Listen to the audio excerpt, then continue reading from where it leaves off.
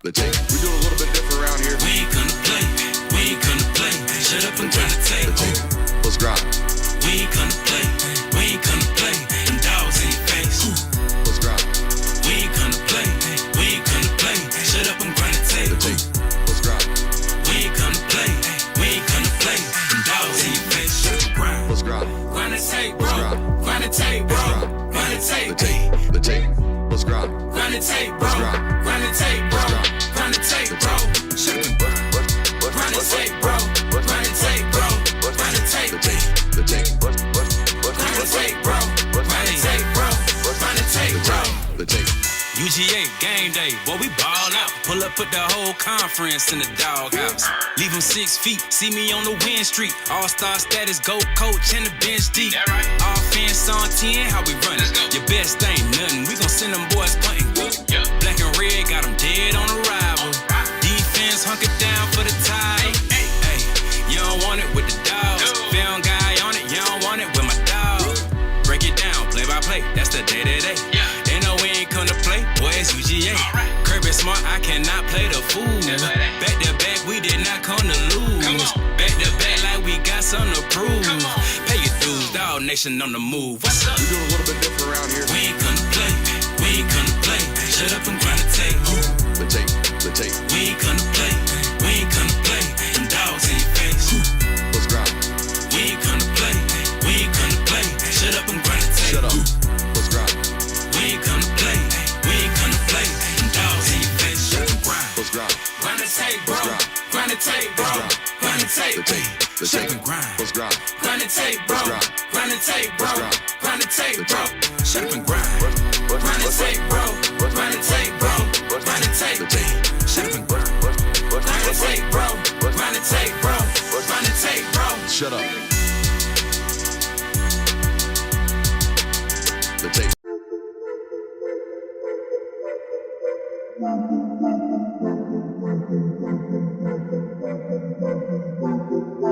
Welcome in, ladies and gentlemen, to MBR, or as we like to call it around here, Nothing But Rants, the show where I find topics that I'm oddly passionate about and I pontificate upon them. These are not hot takes, but rather takes that I'm hot about.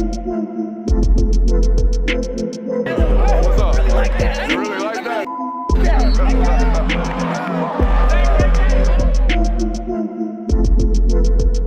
Let's shut up and grind some tape. What is up? Ooh. You might want to fix that. Ladies and gentlemen, we are here on a Tuesday night inside the studio. Shout out to Jonathan. Once he gets that fixed, we'll stop hearing that echo. There it is. Could you imagine? That's how normal people feel with IFBs, by the way. If you ever know what an IFB feels like, that's it. That's how disoriented that could be at times. Welcome in to the Film Guy Network on a fabulous Tuesday evening here inside the studio. We're calling this one the 2-Hour Tuesday, Jonathan. Oh. Not only because we're going for 2 hours, but because I got 2 hours of sleep upright in an airplane. Shout out Delta. Good Lord. Never been able to sleep on a plane. So here's the deal. You guys know me. Y'all been around me for a while. I'm not a 2-hour napper. If I go to sleep at 3 o'clock in the morning and I got to be up at 5, I am cooked. I'm not getting up at 5. The alarms aren't getting, turned off. You're getting snoozed. I'm not even going to remember I snoozed them. Boom, bam, bang. I missed my flight. That's not happening. So I got done working last night like 3 o'clock, and I had a flight check in at 6:45. I just stayed up. Oh, yeah. So here we are. And then you'll learn this once, especially you about to have kids. Yeah. Ain't no, hey, honey, just got off a red eye. I'm finna go sleep for 7 hours. I'll see you at 4 o'clock. That's not how that goes. And because I'm not sleeping days away. Yeah. I'm not doing it. I knew we were gonna work tonight. I figured, hey, got to go to Costco. Got to get my mind right. Got to get my body right. It's off season time. It's time to get right. I don't know about y'all. I definitely know by him. He don't live hard during the season. He lives right all the time. I live hard during the year. I don't sleep, or during the season. I don't sleep a lot. I don't eat all that great. I try to get everything right during the off season. So here we are. I told them several times over during pre-show meetings, I am not liable for anything I say over the next 2 hours. I am not liable for anything that I say over the next 2 hours. 2-hour Tuesday. Make sure you hit that thumbs up button. We love you here on the network. Let's get to work. We got a loaded one for you tonight. The Indiana Hoosiers are your 2025-2026 national champions. We've got a full game reactions from myself and the two homies tonight. Biggest takeaways, which team's story is more replicable. We got championship confetti tonight. We're going to add to the jar o' champs. I use sickness over there. Sickness. You know what? Stick it in your craw. How about that? What? I don't even know. Told you. Not liable. Not liable for anything that I'm about to say over the next several hours. Let's go to work. Hit that thumbs up button. Make sure you're doing that on the forefront. It is Sunday or Tuesday night. I thought it was Sunday night. It is Tuesday night. I'm sure there's not a lot going on. Is there anything going on other than NBA basketball? No, I know that there's some college hoops that include the Bulldogs at 9 o'clock, but other than that, I think we're pretty straight right now. Ooh, we're competing with the local hour, huh? Mm-hmm. My bad, Mike Mobley. I don't think he controls What a that. deep cut. What a deep cut.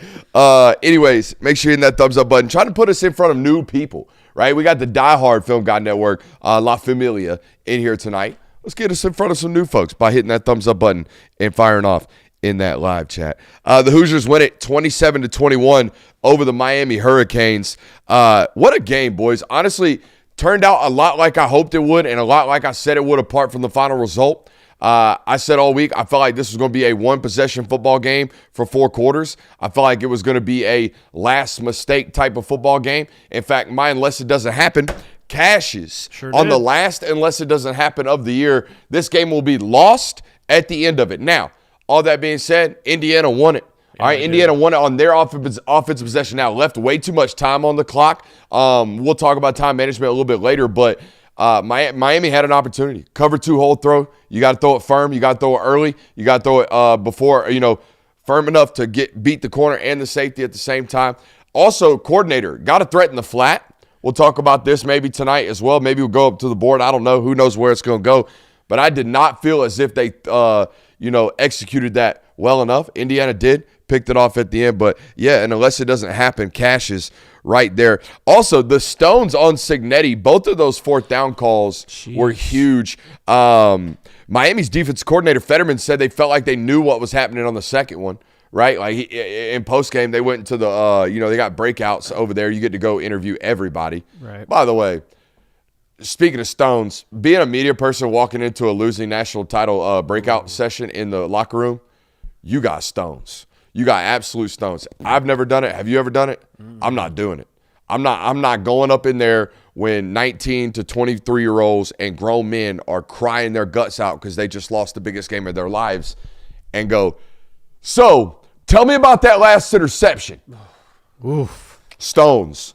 But anyways, the 4th and goal or the 4th and 5 inside the 10, Fetterman said after the game that they knew they were running quarterback draw. Once they saw the set, once they motioned a duo with I think they said 4 out with the tights, they knew it was quarterback draw tendency. They got it called in for 3 football players. That's why you hear Mendoza postgame say that normally they play a certain too high structure down there in that situation, but they broke it in the middle, and it kind of looked like man, but it also kind of looked like zone, and it's an RPO where he can either run the quarterback draw or spray it out to one of the 2 options outside, and said, screw it, I'm going to bet on myself. And boy, did they. That to me was an epitome of that football team this year. They executed over and over again. Mm-hmm. Fetterman knew a draw was coming.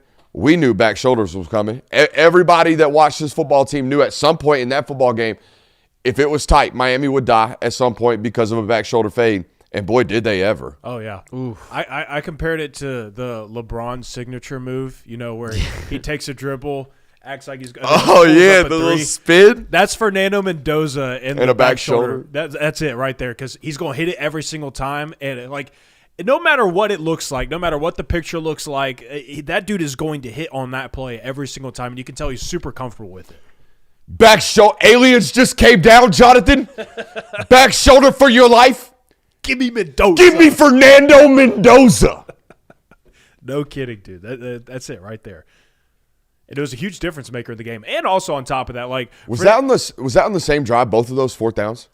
I don't remember. Because Sig misremembered it post game too, and I can't remember it. I can't remember either. I do remember thinking like, wow, they're going for fourth down a lot. Either right way, now late in this game. they converted on both, Yeah. and they scored on both possessions. And man, what pivotal? No, that was on the same possession. I remember because an Indiana media member was standing behind me going, "Yeah, yeah."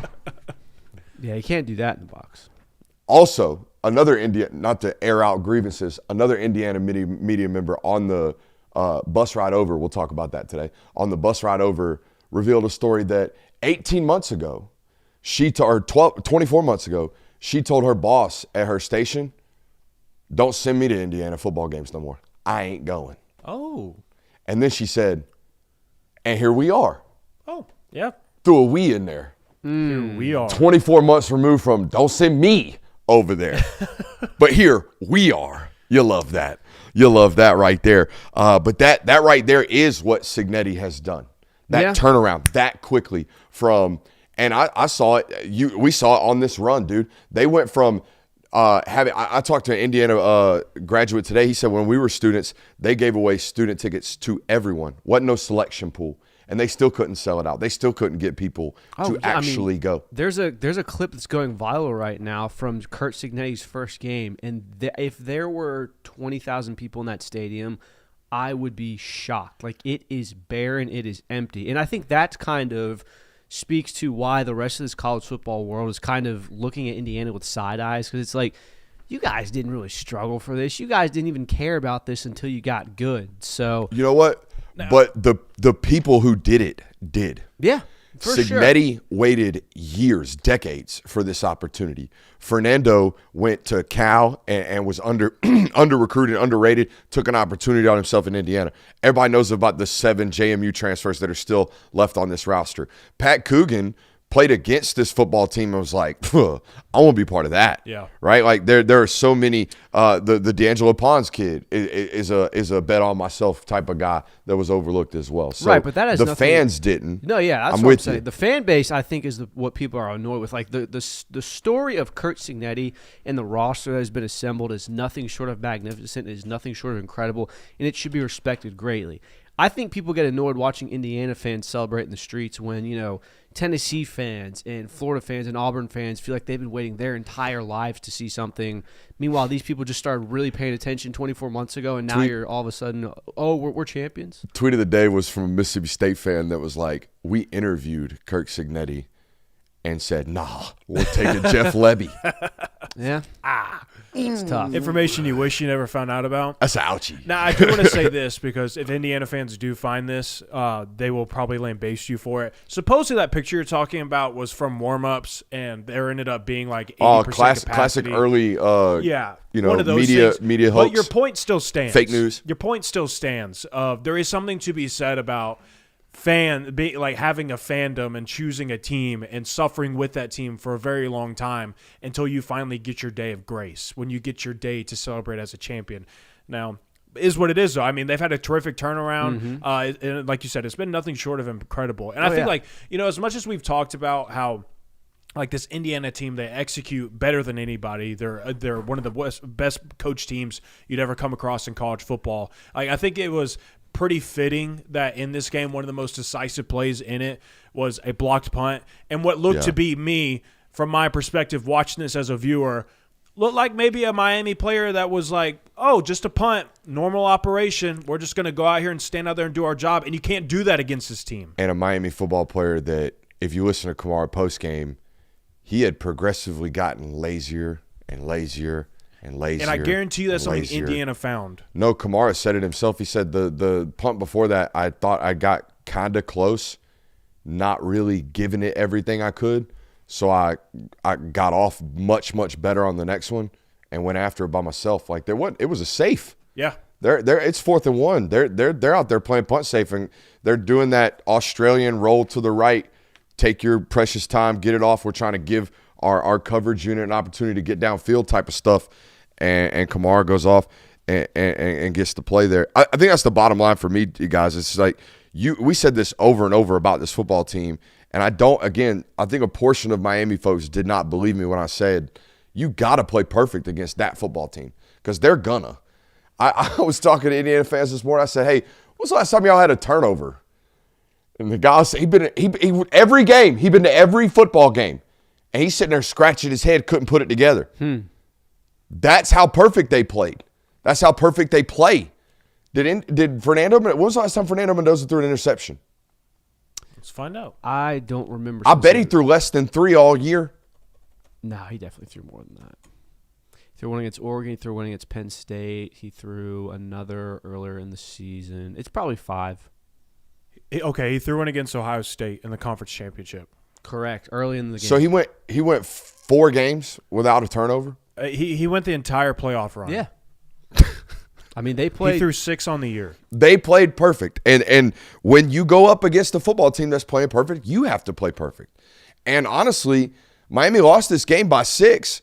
Normal teams that aren't incredibly talented and aren't worthy like Miami tend to get blown out in football games against Indiana like this. Guys, they missed a field goal and had a punt block for 7. I'm not a special teams guru, but that's a 10-point swing. Yep. Okay? That's a 2-player swing. Shout out to Dodgeball. All right? They had a face mask penalty on a 3rd and 15 that converted an automatic first down. Normally, you die. They got off the field. They're good enough to do so. Normal teams don't. An offside's on 3rd and 9. Now, you did die that time. They went on to score on that possession. It was a 3rd and 9 incompletion. You jump off sides. They get a 3rd and 4, convert it, move on, score on that possession. And the bad pick to end the football game. There are so many self-inflicted errors in that football game that you can't have. And it's a half dozen of them.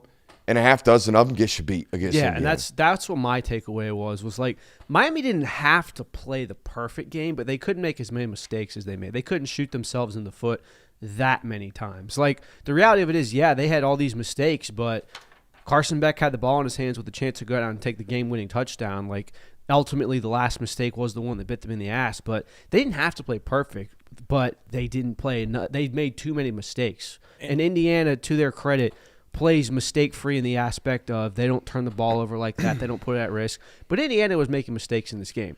Mark Fletcher's 65-yard run was not just a sheer will. Like, there were missed fills on that. So Indiana didn't play perfect either. I think it's just the fact that they played the most buttoned-up football you're going to see. And, like, honestly, I would say that I don't think that there was a game in Miami's playoff run where they played a perfect game. Where, like, you walked away from that one, it was like Miami played as perfect as they possibly could. Now, in the Texas A&M game, they took the situation that they were given. They ran the ball better than Texas A&M all day. They found a way to win. Ohio State, that was probably the closest one that you could probably align to, like, Miami played a perfect game that day. But even that one, like, the offense was stagnant at times, wasn't exactly perfect. Ole Miss, people were saying they played a C-plus game. Ole Miss played an A-plus game, and yet Miami still won. Like, I think it really boiled down to, like, Miami in these situations. Their offensive line was so great in key situations, and their defensive line was so great at getting after the quarterback and creating so much havoc. And the secondary matched that to where they were just able to, like, kind of over-talent their opponents on a week-to-week basis in the playoffs.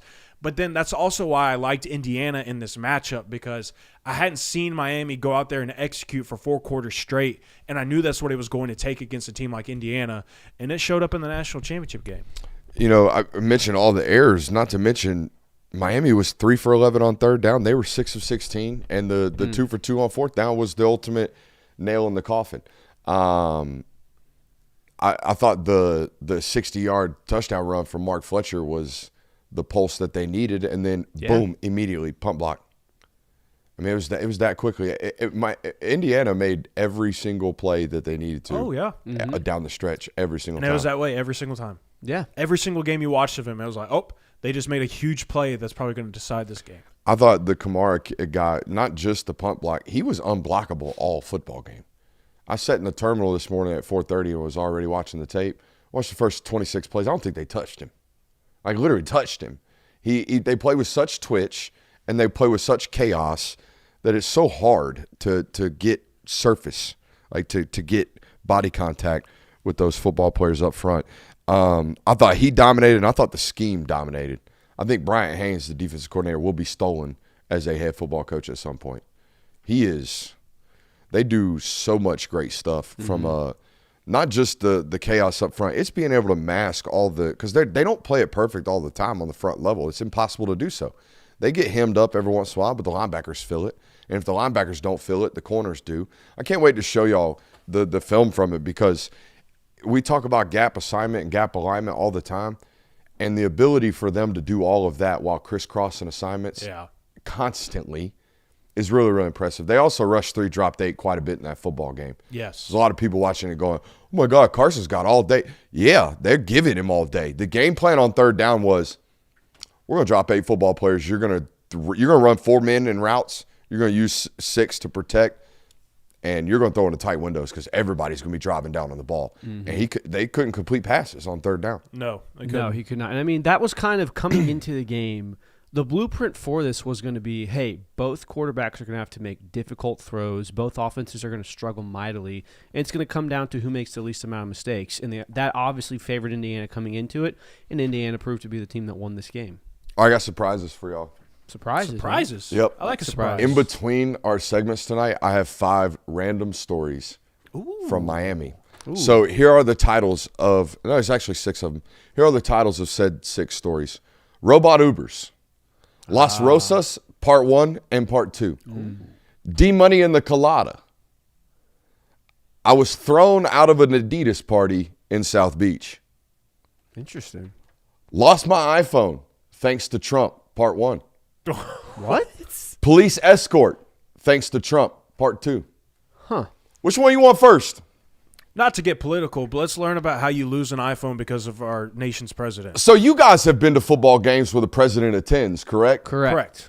Rather thorough security. Yeah, that Alabama-Georgia game last year Uh-huh. or 2024. So security doing the thing. I mean, he patting it down. Take the belt off. Oh, what's in the pocket? It's the Zens, Papa. Don't worry about it. Oh, put that over there. Put the phone over. Yada, yada, yada, yada. Taking my bag apart, ripping cameras, lenses, separating them, not giving a damn about whether or not it's worth $6,000, whether or not I can afford to replace it. Shout out camera 1. You know what I mean? Like, don't give a damn about none of my stuff. So I'm panicking about all of it. Chaos going everywhere. I'll leave my phone, I guess, right there. On the table. But guess what? You know me. I'm a phone fiend. Don't take me long to know that I ain't got my phone. I mean, it's like my wedding ring. If it ain't on my finger, I feel naked. Same thing with my phone. My pants is down type deal. So I get to the first checkpoint. I'm like, where's my phone? Immediately turn back to security. Buddy, that's, the whole ripping my guts apart with my bag at the security. Sir, I think I left my phone here. Oh, I ain't seen no phone. Oh, no. I ain't seen no phone. On God? Come on, mess with me right quick, twin. Nope. I ain't seen no phone. So then I get to some Wi-Fi. I got my iPad. I hit the iPhone. Find my iPhone. We find my iPhone. Guess where it was at? Security. Oh. Thanks to Trump, extra security, and thanks to Buddy. It's not his fault. He was very clearly panicking. Because normally he's like the meme guy. He's like the side pats and, come on through. Not that time. He was extra thorough, and it cost me my phone. But we did find my phone, so we're good there. Not liable. Not liable for anything that I say tonight, including ripping my guts out. Yeah, so that's story time part 1. That was wild. Okay. Do you want part 2 already? I was about to say, do we have enough segments where we can just shout out Trump. There was extra police. Shout out to the president, I should say. Anytime the president come to town, gonna be extra police. So much so that we got police escort to the stadium. That's really nice. Nice. Yeah, that was cool. Yeah. Ain't never had. Actually, I did have that state championship one time. But that was one GSP, not 17 motorcyclists. Motorcyclists? I have no idea. Motorcycles. I was going motorcycles right there in honor of being in South Beach, but, not liable. Not liable for anything that I say tonight. Did y'all know Kirk Signetti's daddy was a Hall of Fame football coach? Yeah. Y'all did know that. Does the common audience know that? Well, I'm sure they do now. That was actually like 25 years D2. Like 14 conference championships D2. Yeah. IUP. That's why Kirk went there first. Yeah. That was actually like a big talking point of his in when ahead of the Peach Bowl when him and Dan Lanning were doing the joint press conferences, because Curt Signetti had never actually visited the College Football Hall of Fame and seen like the shrine where his dad was and everything. So like it's very funny because people are interviewing Dan Lanning and like they're asking questions and things.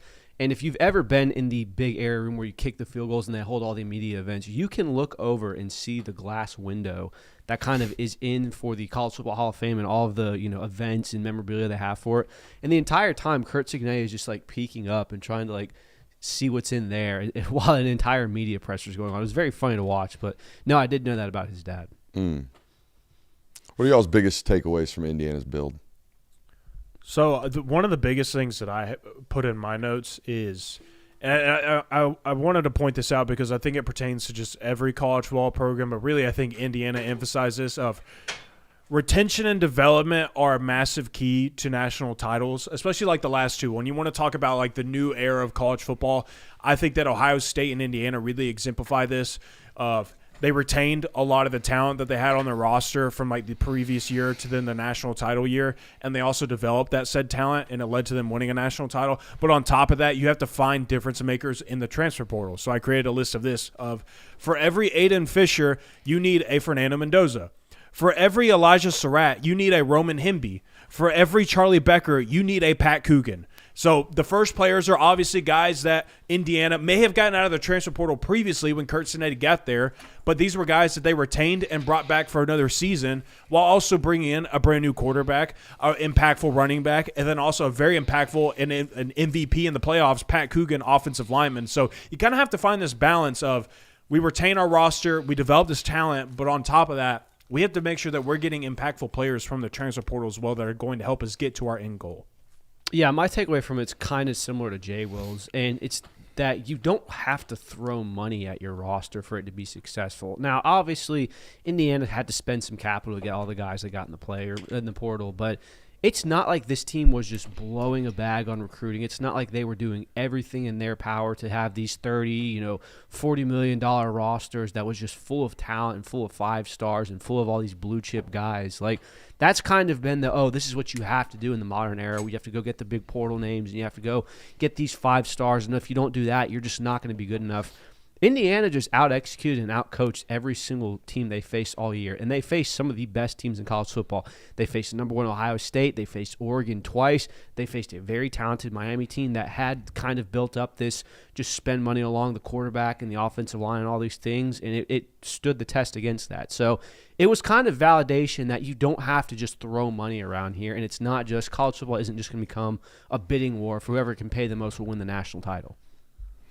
All right, ladies and gentlemen, if you ever see this jar on the desk, right, it's the jar of champions right here. And the boys don't like this.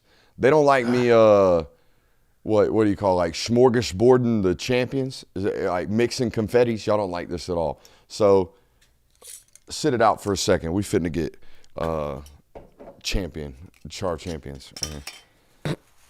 Not liable. I think it's more we didn't like the fact that Too much. For the first 5 to 6 years, that was It's not true. the Georgia confetti jar. Well, that's because that's all I covered. So Correct, but you also covered. for 2 of the first 3 years I was in this business. Well, Georgia went back to back. You really want to know what really broke my heart about this? Perfect example. Did you take Alabama confetti in the 2021 SEC championship? Wasn't there? Okay. This is what really broke my heart about this championship confetti jar that you have. That jar has been sitting on your desk for, I don't know, the entirety that I've watched this show post first Georgia national title. So since after the 2021 national title season. Mm-hmm. And then the next year, you add a little bit more because Georgia won it. And so for the entirety of my time on this show, I would look at that jar on your desk and I'm reminded of, back-to-back. You just can't ever take it away. Just reminded of some glory days from a program and from a university that I graduated from and have a degree from, and I have pride in that. And then the day that you have the nuts to tell me that there is Ohio State confetti in there. You know what? Why don't you save your It just ripped it out of my... Why don't you save your homerdom for the local hour? Why don't you? I'm just being honest. I'm trying to talk about a champion right quick. The first 16-0 undefeated champion in the history of the college football playoff. That's what I would like to do. I would like to make another great point about Indiana. because I think it's Go ahead. I mean, you One know, of my I got in-person evaluations. I got good stuff Okay, over here well, on the notes. But go ahead. You know, Well, we were talking about things that we bitching about confetti. Go ahead, take over the segment. Not liable. no, well, not liable at all. we were talking about what we have learned from Indiana, and this kind of brought something back to my mind that this was a huge talking point last year. I remember people spraying this all over social media of coaching doesn't matter anymore. College football coaches don't matter anymore. Oh, yeah, I remember this one. Anybody remember people saying this, having the nerve to come out here and say that coaching doesn't matter anymore? There's a guy that's got a recent tweet up there from one of them 4-letter companies, might be a 3-letter company, that was like, you know what? I mean, why don't we start paying like $1 million for coaches? These guys don't matter. We're giving them all the money for the roster anyways. Yeah. So to all those people who said that coaching doesn't matter because you could just pay for all the good players and those guys can just go out there and play and win you games. You don't even have to get fancy with the X's and O's anymore because you can just buy yourself a super talented roster and go win a national title. Indiana just debunked that entire theory because while those Indiana players were very talented, Curt Signetti and that football staff were a massive reason why they got to the situation that they were in and why they are now the national champions of the 2025-2026 season. Like, you can't tell me. Jonathan, it's the very first thing he said when he got to the microphone postgame was like, first of all, like, our NIL is not what anybody thinks it is. We do not have what y'all think we do. They fitna. We're going to talk about that tonight. But here's what I learned about this championship football team, at least. Like, stats are really cool.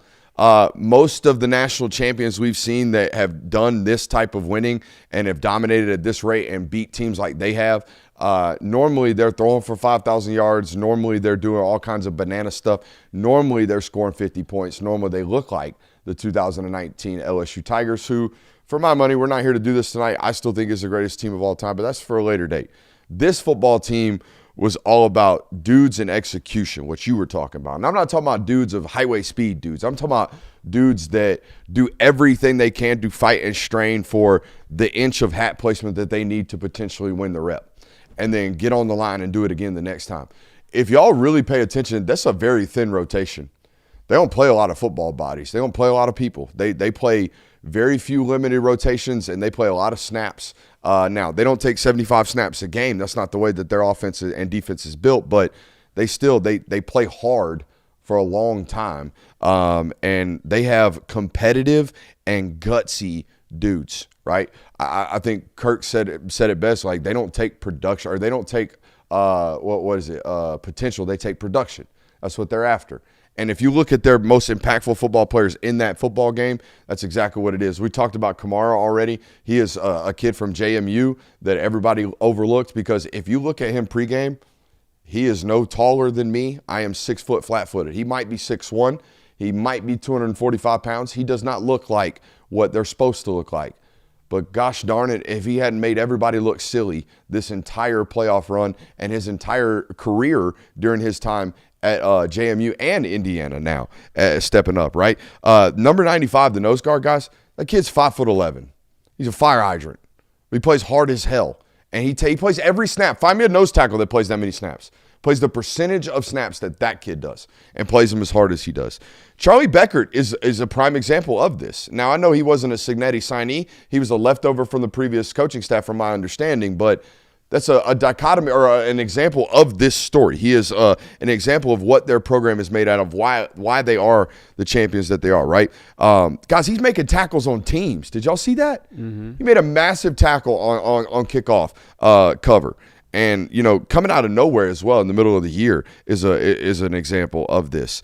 And I think more importantly, like, yes, you have to execute at a really, really high rate. You got to play together. You got to be one. But I think that football team is why they are, or is where they were at, and the difference between last year and this year, because there was the talent gap last year, and it showed in the 2 games that they lost. There was still a talent gap every single game that they went out mostly this year as well. From a blue chip status, are they going to play on Sundays type of deal? There's not 8, like Signetti said, there's not 8 first-rounders on that Indiana football team, but they beat teams that might have one day 8 first-rounders on their total roster. And they beat them firmly and soundly often. And the way that they do that, in my opinion, and the difference between last year and this year, and not to take a shot at Curtis Rourke, but their biggest and most competitive, gutsy dude and the dude who played toughest all year long in their most pivotal, tightest football games was their quarterback. Mm-hmm. I mean, their touchdown pass to beat Penn State, he's getting obliterated. The entire game against Ohio State. The game against Ohio State starts with him getting knocked the F out. And it ends with him knocking them out. With him getting cracked. I mean, absolutely knocked out by the Curry kid to start the football game. And he just, takes a snap off because I'm pretty sure his helmet malfunctions, and he just goes out there and keeps balling. Both 4th and 5s were Fernando Mendoza. They're why that football team, I think, was, oh, my God, there's a talent gap. Watch. They go to Ohio State and get smacked by 17. Oh, my God, there's a talent gap. Watch. They go to Notre Dame and get smacked by 17. Oh, my God, there's a talent gap. They just beat Ohio State. Oh, my God, there's a talent gap. They just beat Alabama by 35 points. Oh, my God, there's a talent gap. They're up 35-3 against Oregon.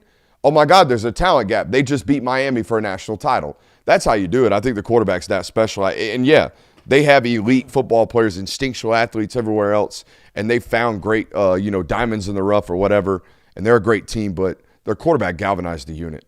For sure. I mean, there's no doubt that Fernando Mendoza's effect on this roster as a whole, you don't have to look far to see how much they affected. I think Indiana also absolutely benefited from finding more ways to be more consistent and finding more ways to get a couple bounces to go their way.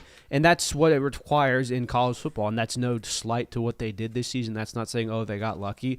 They put themselves in positions to be lucky. But shout out to Indiana for, again, yes, finding the quarterback, kind of the missing link that made that team elite, but also just taking a step forward as a roster as a whole. Because if you put Fernando Mendoza on last year's roster, I don't think that they are a national title contender. I don't think that roster was one quarterback away from being that good. I think that they had to grow together, which they obviously did because they're 16-0 now. Yeah. Yeah, I mean, the fact that you were able to bring back both Surratt and Omar Cooper from last year's team, who were very impactful in last year's run, and then on top of that, Becker, who really wasn't even an impactful, hardly even played last season for Indiana, and then you turn him to an 850-plus yard receiver and one of the most clutch players throughout this playoff run for you. Those are the differences that this Indiana team found and created themselves, and it leads to a national title. Storytime part 2, which one you want? We have, what's remaining here? We have Robot Ubers, Las Rosas part 1 and part 2, D-Money in the Colada. I was thrown out of an Adidas party in South Beach. Let's hear that one. All right, let's hear that one. So, shout out Woody Womack. Works for Yahoo Sports. Yeah. Mm-hmm. My man's from Atlanta. You should leave him a voicemail every once in a while, That's a deep cut. Very deep cut.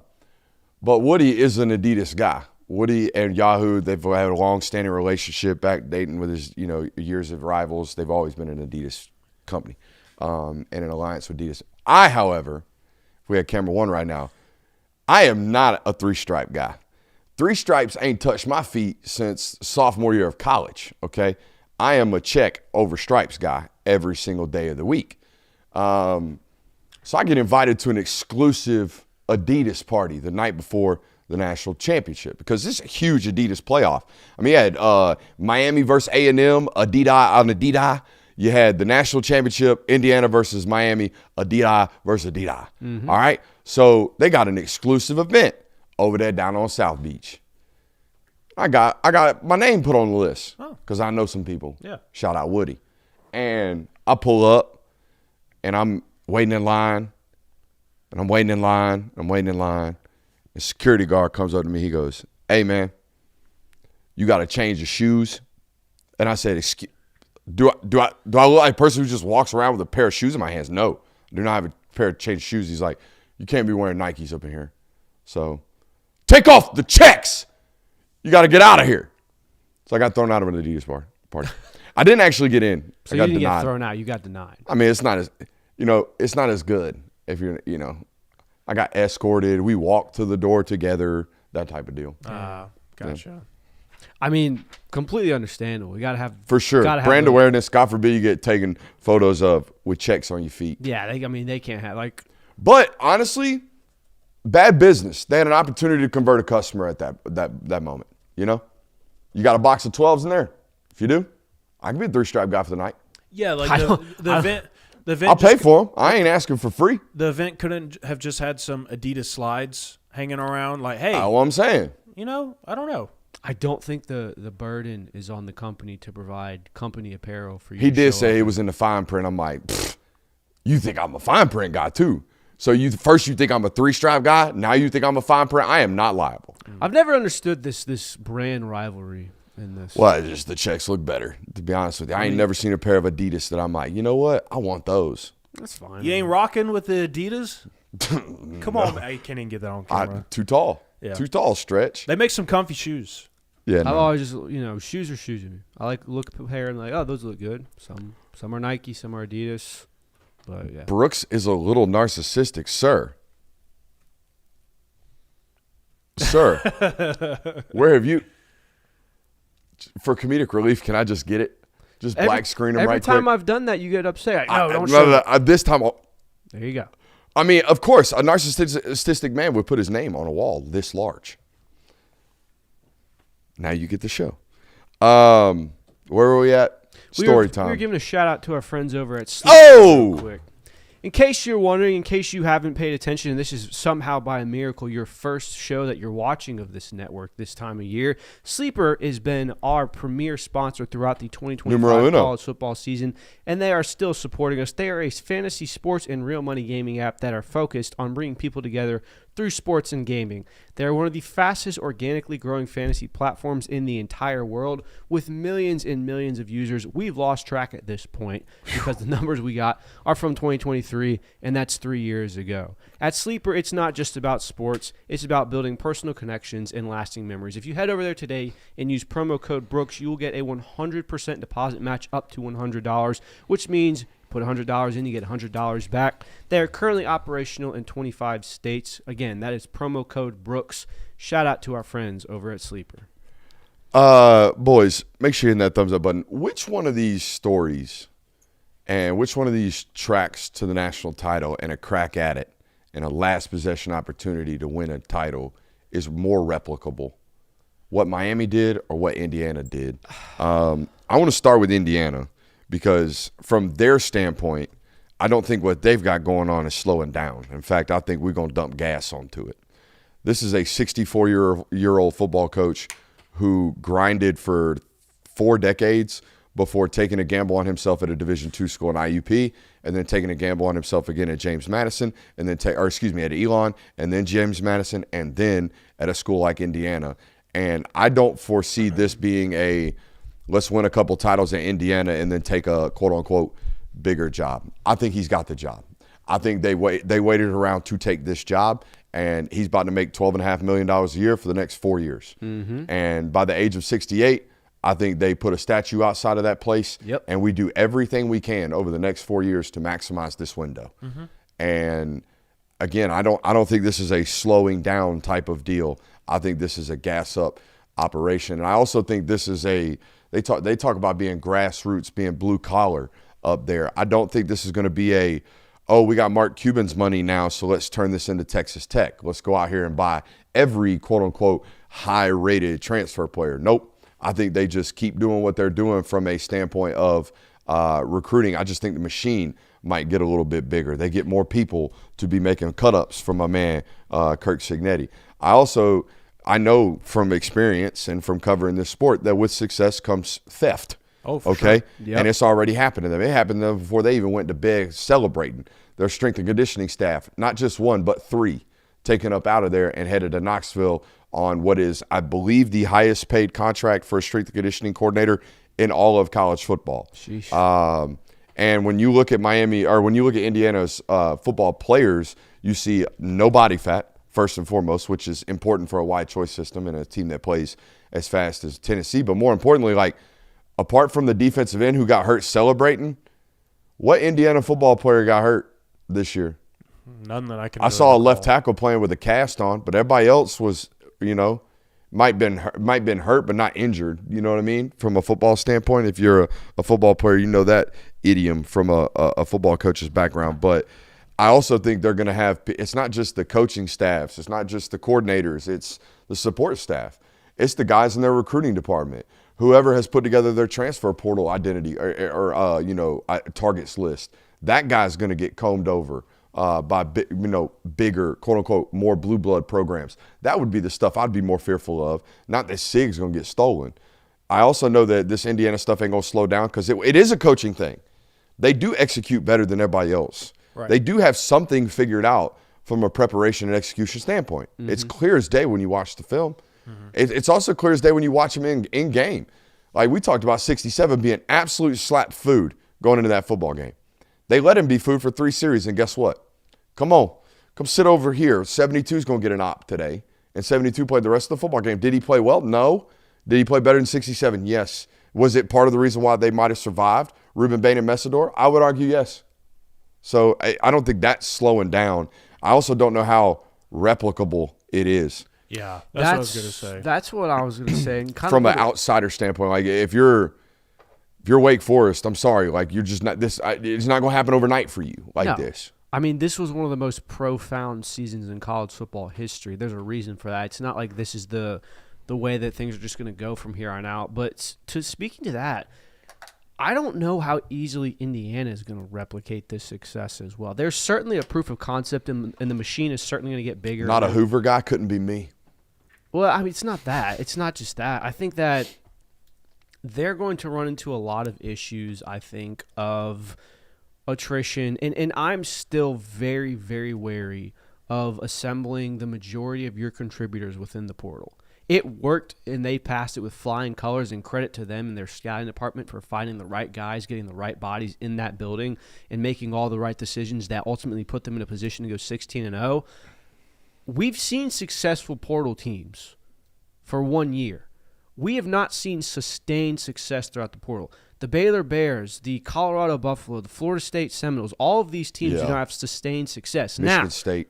Yeah. Now, Kurt Signetti and all this could be the caveat outlier because of what he just did. I mean, that's an outlier in itself. But I'm hesitant to say that this is replicable. Last thing we'll say about this before we move on to the Miami side of things real quick before we get to our top 25, way too early top 25. He's got something figured out. They don't practice. They practice half as much as everybody else. They don't have a lot of contact. They study more film than everybody else is what they say. But the chat's wondering why their coordinators aren't getting stolen. I do think the defensive coordinator at some point will be gone. I think he's got head coaching material. And then the offensive coordinator, I asked him this very same question. I'm like, both of y'all been with this dude since IUP, and y'all aren't going anywhere. What's up with that? Why aren't y'all leaving? Everybody else leaves. What's going on? And his answer was basically like, oh, we don't work that hard. We don't work like everybody else. Right. You work for every other football coach. They like stare at the parking lot and they write down, oh, so-and-so had the audacity to leave at 5 o'clock today. You know? Right. Most people are get in the building at 6. You're not allowed to leave till 10 p.m. Kiss your family and wife and kids goodbye in August. You'll see them again in January. Right. Type of organizations. So how is that? How are they that much better than everybody else? And they spend half as much time on the physicality of it, but they prep way harder than everybody else. But their coaching staff works far more efficient than everybody else. Mm-hmm. They got a lot figured out, and I think we can leave it at that because there is no answer in it. I don't have one. You got one? No, but I mean, I would say that I want to see sustained success in this model before I say, like, oh, this is the way that teams need to be running their organization. Oh, there's your answer. B. Haynes, the defensive coordinator, makes $3 million a year, and Shanahan makes $2 million a year. Ain't no reason to leave. No. But back to what I was saying of, like, I hate doing this so early after their national title because it feels like we're undermining everything that's you don't have to that they've done. You don't have to. Well, it's the take I'm going to give, and I believe it. I feel like we as college football fans look at things that work and immediately go, this is the future. This is the way everything has to be done from now on. What Indiana did this year was so damn special, and there should be nothing that takes away from it. I don't know that college football programs all across the country need to be rushing to Kurt Signetti and taking down notes and saying, we have to make our programs in the image of the Indiana Hoosiers now because of what they just did. I think we need to pump brakes on that. What they did is magnificent, and it's incredible, and it could absolutely be what sets up success for Indiana for the next 5 to 6 years, for as long as, however, Kurt Signetti wants to coach there.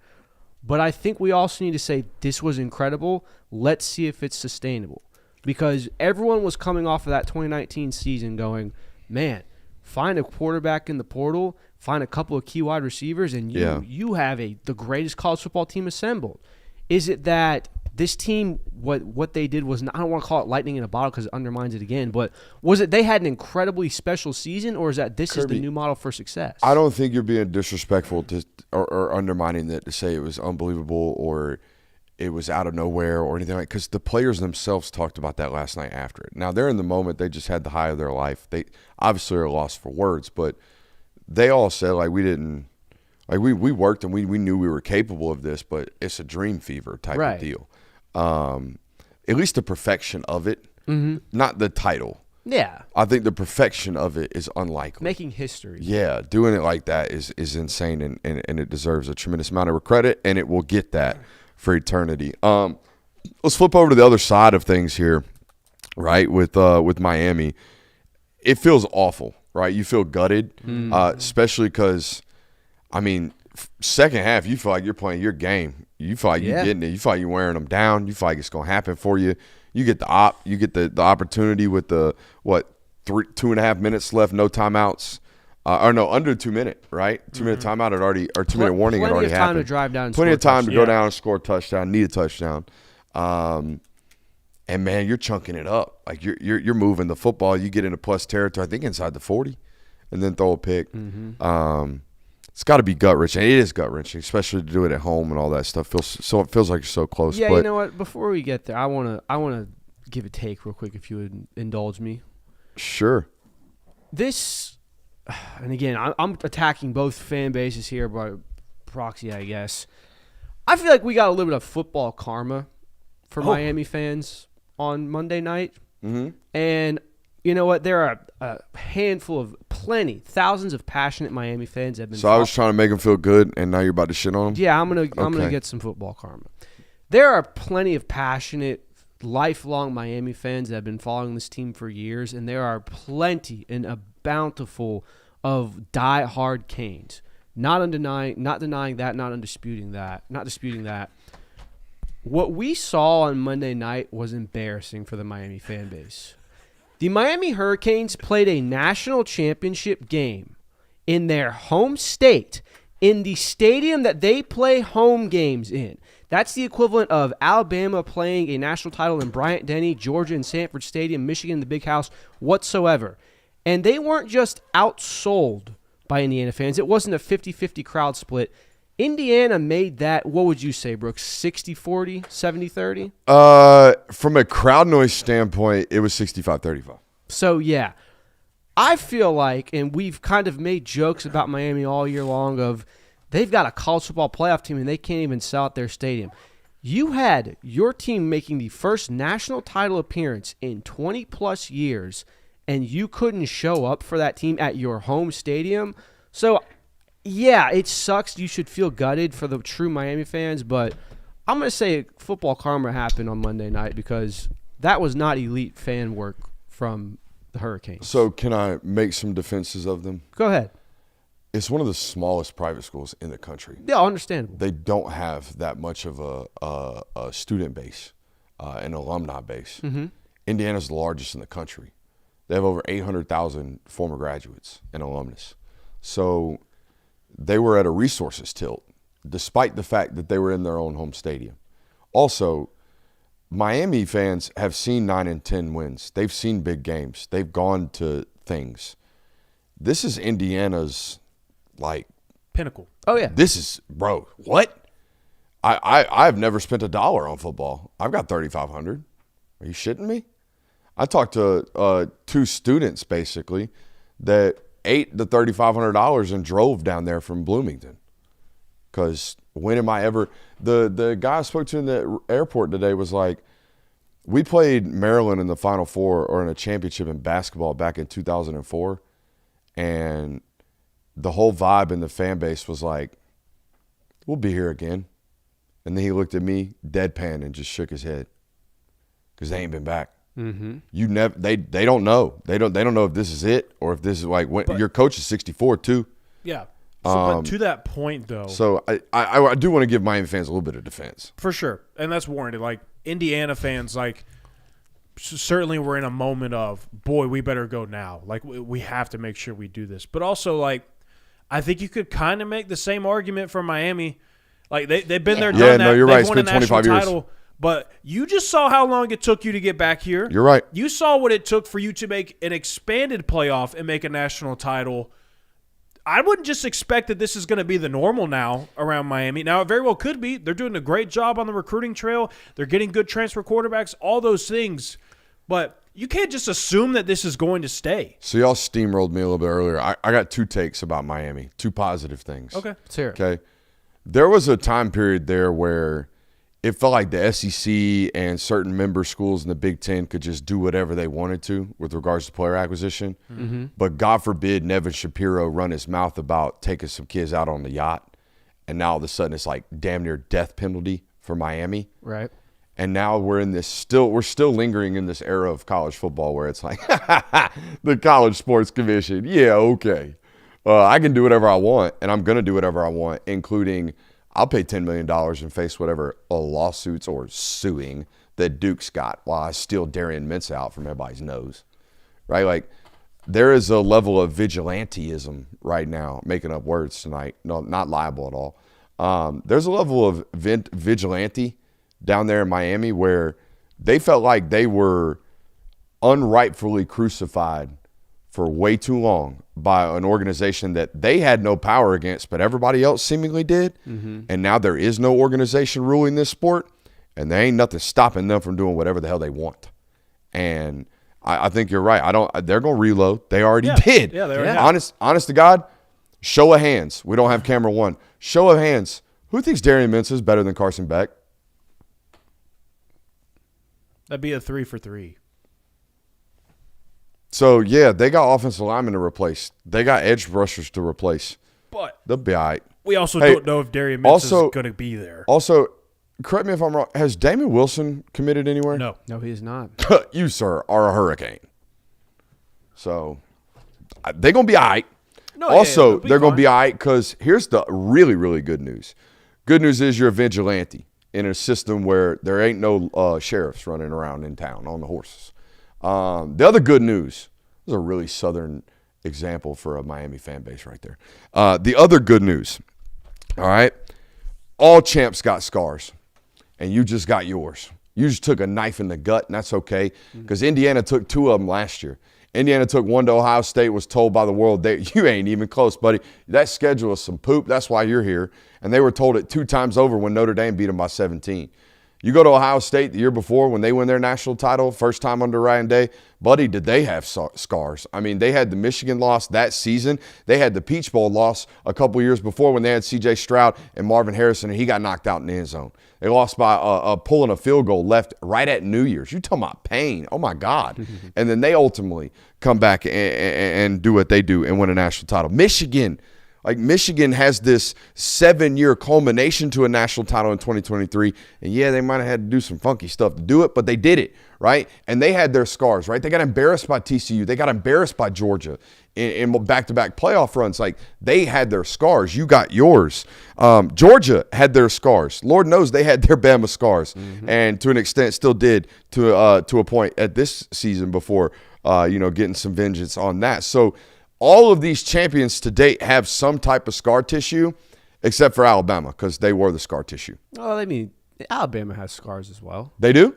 Yeah, like if you think back to before Nick Saban started winning national titles, 2008 SEC championship, Urban Meyer, they beat them. You can say that the 2013 kick 6 to keep them out was a scar. Losing to Ohio State in the first step in your first college football playoff game is a scar. Like Hunter Renfro's last second, that's a scar. Like Alabama has plenty of scars to reference. Now, they dished out plenty of them, but they have their own. Attaboy. Not to defend Alabama too much. But. But I would like to just revisit this point of it's great that Miami is reloading and doing all these things of where they think they're going to be at the top, but there's plenty of programs around here that are spending money, thinking they're doing the right things, reloading rosters. They ain't been to a national title. Texas missed a playoff this year. Didn't even get a chance at a national title. Ohio State exited out of the playoff this year. Oregon, embarrassing the playoff again this year. Well, them Longhorns, preseason number 1 on the executive producers, way too early. Top 25. Yeah, way too early. Way too early. Way too, Now- so early that I'm not going to die on any of these hills. But the logic me and Jay will have with this was they've spent the money. They've got one of the more talented rosters combined with the fact that they've got their returning quarterback. So here's what I'm going to do. I'm going to read y'all's list off 1 through 25, and then I'm going to give my suggestions on where I think we should change this. And I'm going to try to bully you into agreeing with me. And I won't disagree probably at all. Okay, here we go. This is the boys' top 25.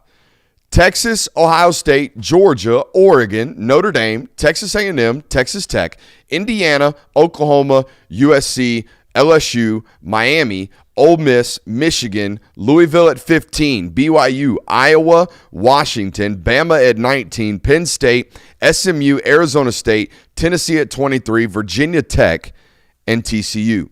All right, look, I ain't got a bone to pick 13 through 25. Okay. I ain't got a hill to die on. Don't give a hill. Me either. Don't give a damn. All right, here's where I got problems. All right, starting with Indiana at number 9. Way too low. Way too low considering Oregon's at 4. So here's what I'm going to do. I'm going to rearrange all of this. Indiana at 4. Come on, respect the champs, dog. Like, they lost a starting quarterback, and everybody was like, they ain't going to be nothing 100-1 odds, and they defied the odds, went 16-0. Let the poll voters do that. Respect the champs. I respect Put them them in for at an 4. entire 58 minutes on Now, the show. Texas Tech, this year, I told you going into the playoff, I thought they were a year away, maybe 2 years away, because they're still ramping it up and spending money. I think they're that much closer. Put them in at 5 for me, and Oregon at 6. Now, if you say Brooks, Oregon just mollywopped them, and they basically got the same team coming back does Oregon, especially at the quarterback position, the most pivotal one. If you want to argue there, I'll give you a pass. Yeah, I think that was kind of our logic for putting Oregon so high. Is like Dante Moore is going to be one of the more highly touted returning quarterbacks in this, combined with the fact that Oregon is going to be one of the more talented rosters as a whole. So let's respectfully go Indiana 4, Oregon 5, Texas Tech 6. Okay? That leaves Notre Dame in at 7 and A&M at 8. Guys, y'all saw the Marcel Reed thing.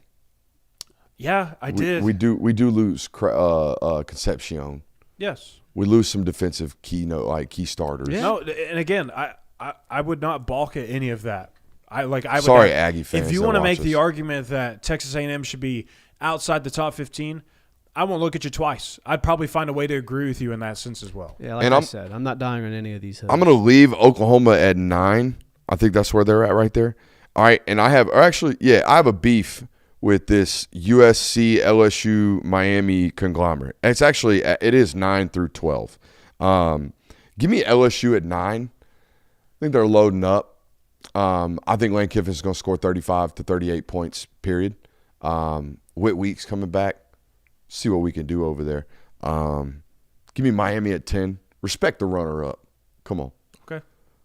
Okay. And I'm a big Mensa guy. Have been for a while. Oklahoma at 11, USC at 12. Again, don't give a damn about the rest. Okay. Yeah, I mean, Cool. That's good with me, man. sick, dude. It's going to make an awesome sub-episode, man. We got a lot of juice. Well, look, this is a great exercise. I think- because we've already seen multiple outlets have already done it, and this is what you do when the college football season ends. You immediately start talking about next season, as you should, and that what's a better way to get some discourse on what people think next season is going to look like than asking in the month of January, hey, who are the top 25 teams already? Well, here you go. Try and make an argument for anybody. You probably logically could. It just kind of tells you, there is no method or madness to this. Texas on paper looks unflappable. Ohio State and Georgia, I would put them in the same category, and the category is your quarterback's got to get better. Yeah. Now, he don't have to make exponential leaps and bounds, but I felt like there were limitations late in the season at the quarterback position at both those spots, or at least they got beaten by teams that had better quarterback play in that game. Right. And I mean, considering when you're talking about year one starters, this is what you talk about with a guy going Correct. a year or two as a starter. Correct. Hey, areas we got to improve upon. If you improve upon these, you're a national title contender. I think if Alabama fans listen to this today, go 19. The hell? I just have no idea what they're about to look like. Yeah, guys. I just don't. It's just me being honest. I have no idea what that's about to look like. If you were a glass half full kind of guy, you would say we trimmed a lot of baby fat. We trimmed a lot of bad fat off the roster. You know, we went from I'm not even gonna make a barbecue analogy. I'm too tired. Went from a really fatty barbecue to like a smoked chicken breast. Yeah, but wasn't that what happened last year? Like, I don't feel like they pillaged the roster last year. I feel like last offseason was his first, and the roster pillaged itself because Saban retired. Right, but wasn't it? Or was that 2 years ago? That was 2 years ago. Good God. We were going into year 2, and we're like, hey. Not liable. Hey, Kalen DeBoer's got his own guy at the quarterback position now. He's Bless much you. better suited to Go fit zoom this tight. offensive system and all these things. And we saw many of the same issues that Alabama had in the previous year of some days they come out and they play great. Some days they come out and look extremely, extremely flat. That's kind of my worry of Alabama right now. It's like, I don't know where to put them. Before we toss to the local hour, I do have 3 more Miami stories. We have Robot Ubers, Las Rosas Part 1, Part 2, D-Money, and the Colada. Let's hear Robot Ubers. All right, The I'm Waymos? out. Is this a Waymo? Bro, no. This is Robot Uber delivery. Oh, I'm out. Oh, like the robots on the sidewalk. I'm out. Especially in a city like Miami, and a city like every major city. The sidewalks are trash. Even in Brickell, it was a nice area. So these robot Ubers that are just carts that are self-driving, they have sensors all over the place. I went for 2 runs while I was down there. We'll get to that in the Colada story. I went for 2 runs down there. The amount of robot Ubers I saw just stuck behind like a lamppost or looking at a crevasse and be like, I don't know if I can do that, you know? And they're so heavy and they're rigged to where you can't steal them, rightfully so, that if you're a concerned citizen for the person whose Uber Eats is stuck, you can't even like help the buddy out. You can't help Charles the robot Uber out. I'm out. I'm out on him. And it's like, oh, you saved me the $6 for the driver not coming. That's cool. That's awesome. Thanks. You just added 30 minutes onto my delivery because Charles the Uber robot can't figure out the damn sidewalks. I'm out. I'm out on all of it. Give me a good, hardworking American or anybody that needs some money to go work that job, not some damn robot. I'm not here for all this, the corporate greed. I'm not here for all this. Yeah. I mean, have you not seen iRobot? Shia LaBeouf does a great job in that movie. I thought that was Will Smith. Is Shia LaBeouf in the movie? I'm pretty sure LaBeouf's in that movie with Will Smith. Isn't he? I don't remember Shia LaBeouf being in I don't know. Anyway, it's been years since I've seen it. So, but yeah, no, I mean, there's a lot of issues with the artificial intelligence sector. Toss me to the local hour. We'll tell the other 2 on that end.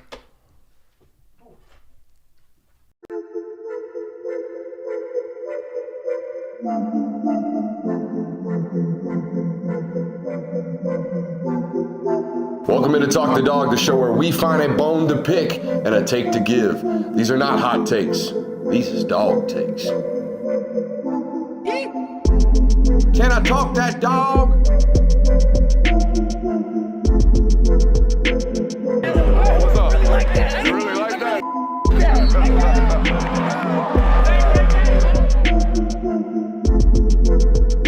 Let's shut up and grind some tape. Yeah, you go right ahead and do that, buddy. Are we back? Yeah. What is up, ladies and gentlemen? We are back live for another hour here on the Film Guy Network. Make sure you hit that thumbs up button, like, subscribe, and rate and review if you have not already. We're switching over to the iPad. It's about to get real. It's about to get absolutely real. And maybe a little sentimental tonight. Yes. Yeah. Might get a little sentimental tonight. We already got Robot Ubers. You want Las Rosas Part 1 and Part 2? They're kind of molded Well, you together. kind of have to go one part 1 first. You can't right? go part 2 first. So spent 2 nights at Las Rosas. Shout out to Mike Ryan, executive producer of the Dan Lebitard Show with the Stugats, as my wife would always say. No longer with Stugats, RIP that relationship. But anyways, Mike Ryan is a partial owner down there at Las Rosas, which is a fine establishment down there in Coral Gables, Miami. If you are in South Beach, you should head over to Las Rosas if you like the musical scene. Mike Ryan is a very big music head and has a very sound taste in music. So if you want a good night out there in South Florida, go ahead and hit up Las Rosas. So night 1, I'm out there watching some Radiohead, okay? Radiohead cover band. Yeah. Oh, I was going to say. Radiohead that. cover yeah. band. Radiohead cover band. That'd be impressive. And honestly, I know the name Radiohead. Apparently, I don't know a single Radiohead song. You've definitely heard Creep. That's like their most famous song. They didn't play that one. Well, So it's a cliche. there was, I caught a groove, caught a vibe because I'm a vibes guy, I'm a team guy, I'm team oriented.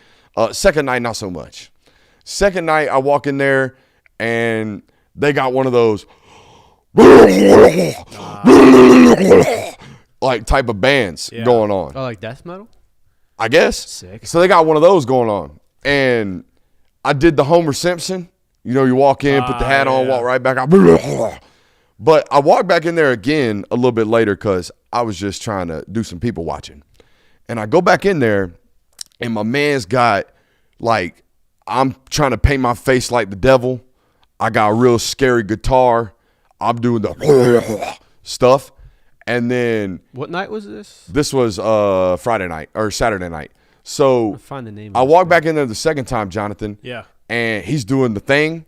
And he goes to tune his guitar. And he goes from to, hi, my name's Eric. We're from Brooklyn. Thank you guys for supporting the band tonight. I'm just like, bro, no. You can't. You have to 100% be in the bit. You have to be in the bit at all times. It's not a bit. It's just the way they sing the songs. But, Kirby, we can't go from worshiping the devil with tongues to Well, then going, I think that's a pretty. hi, my name's Brian. We're from Brooklyn, New York. Thank you guys. I don't know if worshiping the devil is how I. That would have sounded like to me. Well, you are getting older, so. Talk that dog. Talk that dog. We got a great show tonight for you guys on Talk That Dog. Let's start with the news. Phil Rauscher announced today that he would, or it was announced today that he would be receiving a promotion and Stacey Searles would be stepping down. So here's the thing that you should know about Georgia's offensive line room. I've watched a lot of pregame warm-ups in our day. You guys have as well. Is there a SEC unit in the country that's got more offensive line coaches than Georgia? I would be Not shocked. that I can think of. They got 4 of them, and they did this year, and they will next year as well. And here's how I described it, right? Like last year, Stacey Searles was OL Coach 1, all right? And Phil Rauscher was OL Coach 2, all right? And Coach Edmond, and I'm not going to butcher his last name, was OL Coach 3, all right? And then Warren Erickson was OL Coach 4. OL Coach 3 and 4, staying the same. OL Coach 2 being promoted to 1. OL Coach 1 stepping down to OL Coach 2. Because OL Coach former 1, Stacey, is in his 60s. It's about time to start figuring out what we're going to do after our position coaching career. Also, it should be noted, and you guys were privy to a conversation we had, what was that, Thursday? Yeah, Thursday. Thursday night before our last show, best show last week, when we were relayed the news and prepared for the news. Now, we don't choose to be news breakers. We are news relayers. We got this news Thursday night, prepared it, waited for it to start being reported, and then reported our news that we found out on Thursday. Yep. And this stems from Rauscher being a tremendous success. And honestly, it's not in my opinion because Stacey is some like crap offensive line coach. I think the reality of the situation is, like I said, Stacey is getting up there in age. We're starting to think about, life after football. And we got to eventually, phase out of position coaching into analyst roles, into post-football coaching career. So there's that. But it's also, like I said, product of Rauscher's success. Rauscher is a former NFL offensive line coach and run game coordinator as recently as 12 months ago, right? He's only been here a year. This is a guy that came from the Jags, okay, and is highly coveted in the world of football. If you guys didn't promote him, somebody would.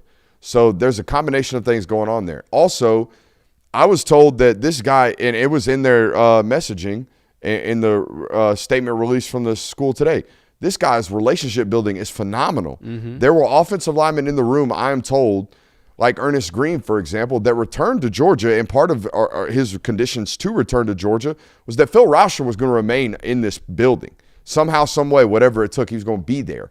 I was told any hope and prayer that you had maybe to convince Monroe Freeling that a top 20 draft pick isn't best for him was because he had a tremendous relationship with Phil Rauscher. So same thing with the recruiting trail. I was told that, Malachi Lee took an additional visit out of nowhere to the University of Georgia. That was because the family and Malachi really, really related to Phil Rauscher. So this is good news for the University of Georgia. This is not something to be panicking up in arms about. Well, I also think it's worth noting that this isn't an example of one guy wasn't doing a good enough job, so we're going to diminish his role. Right. I think this is the other guy has become so integral to our success and has done such a great job that it makes sense for business and for lifestyle purposes of our staff to promote him and to also, while we retain, like, Stacey Searles wasn't fired.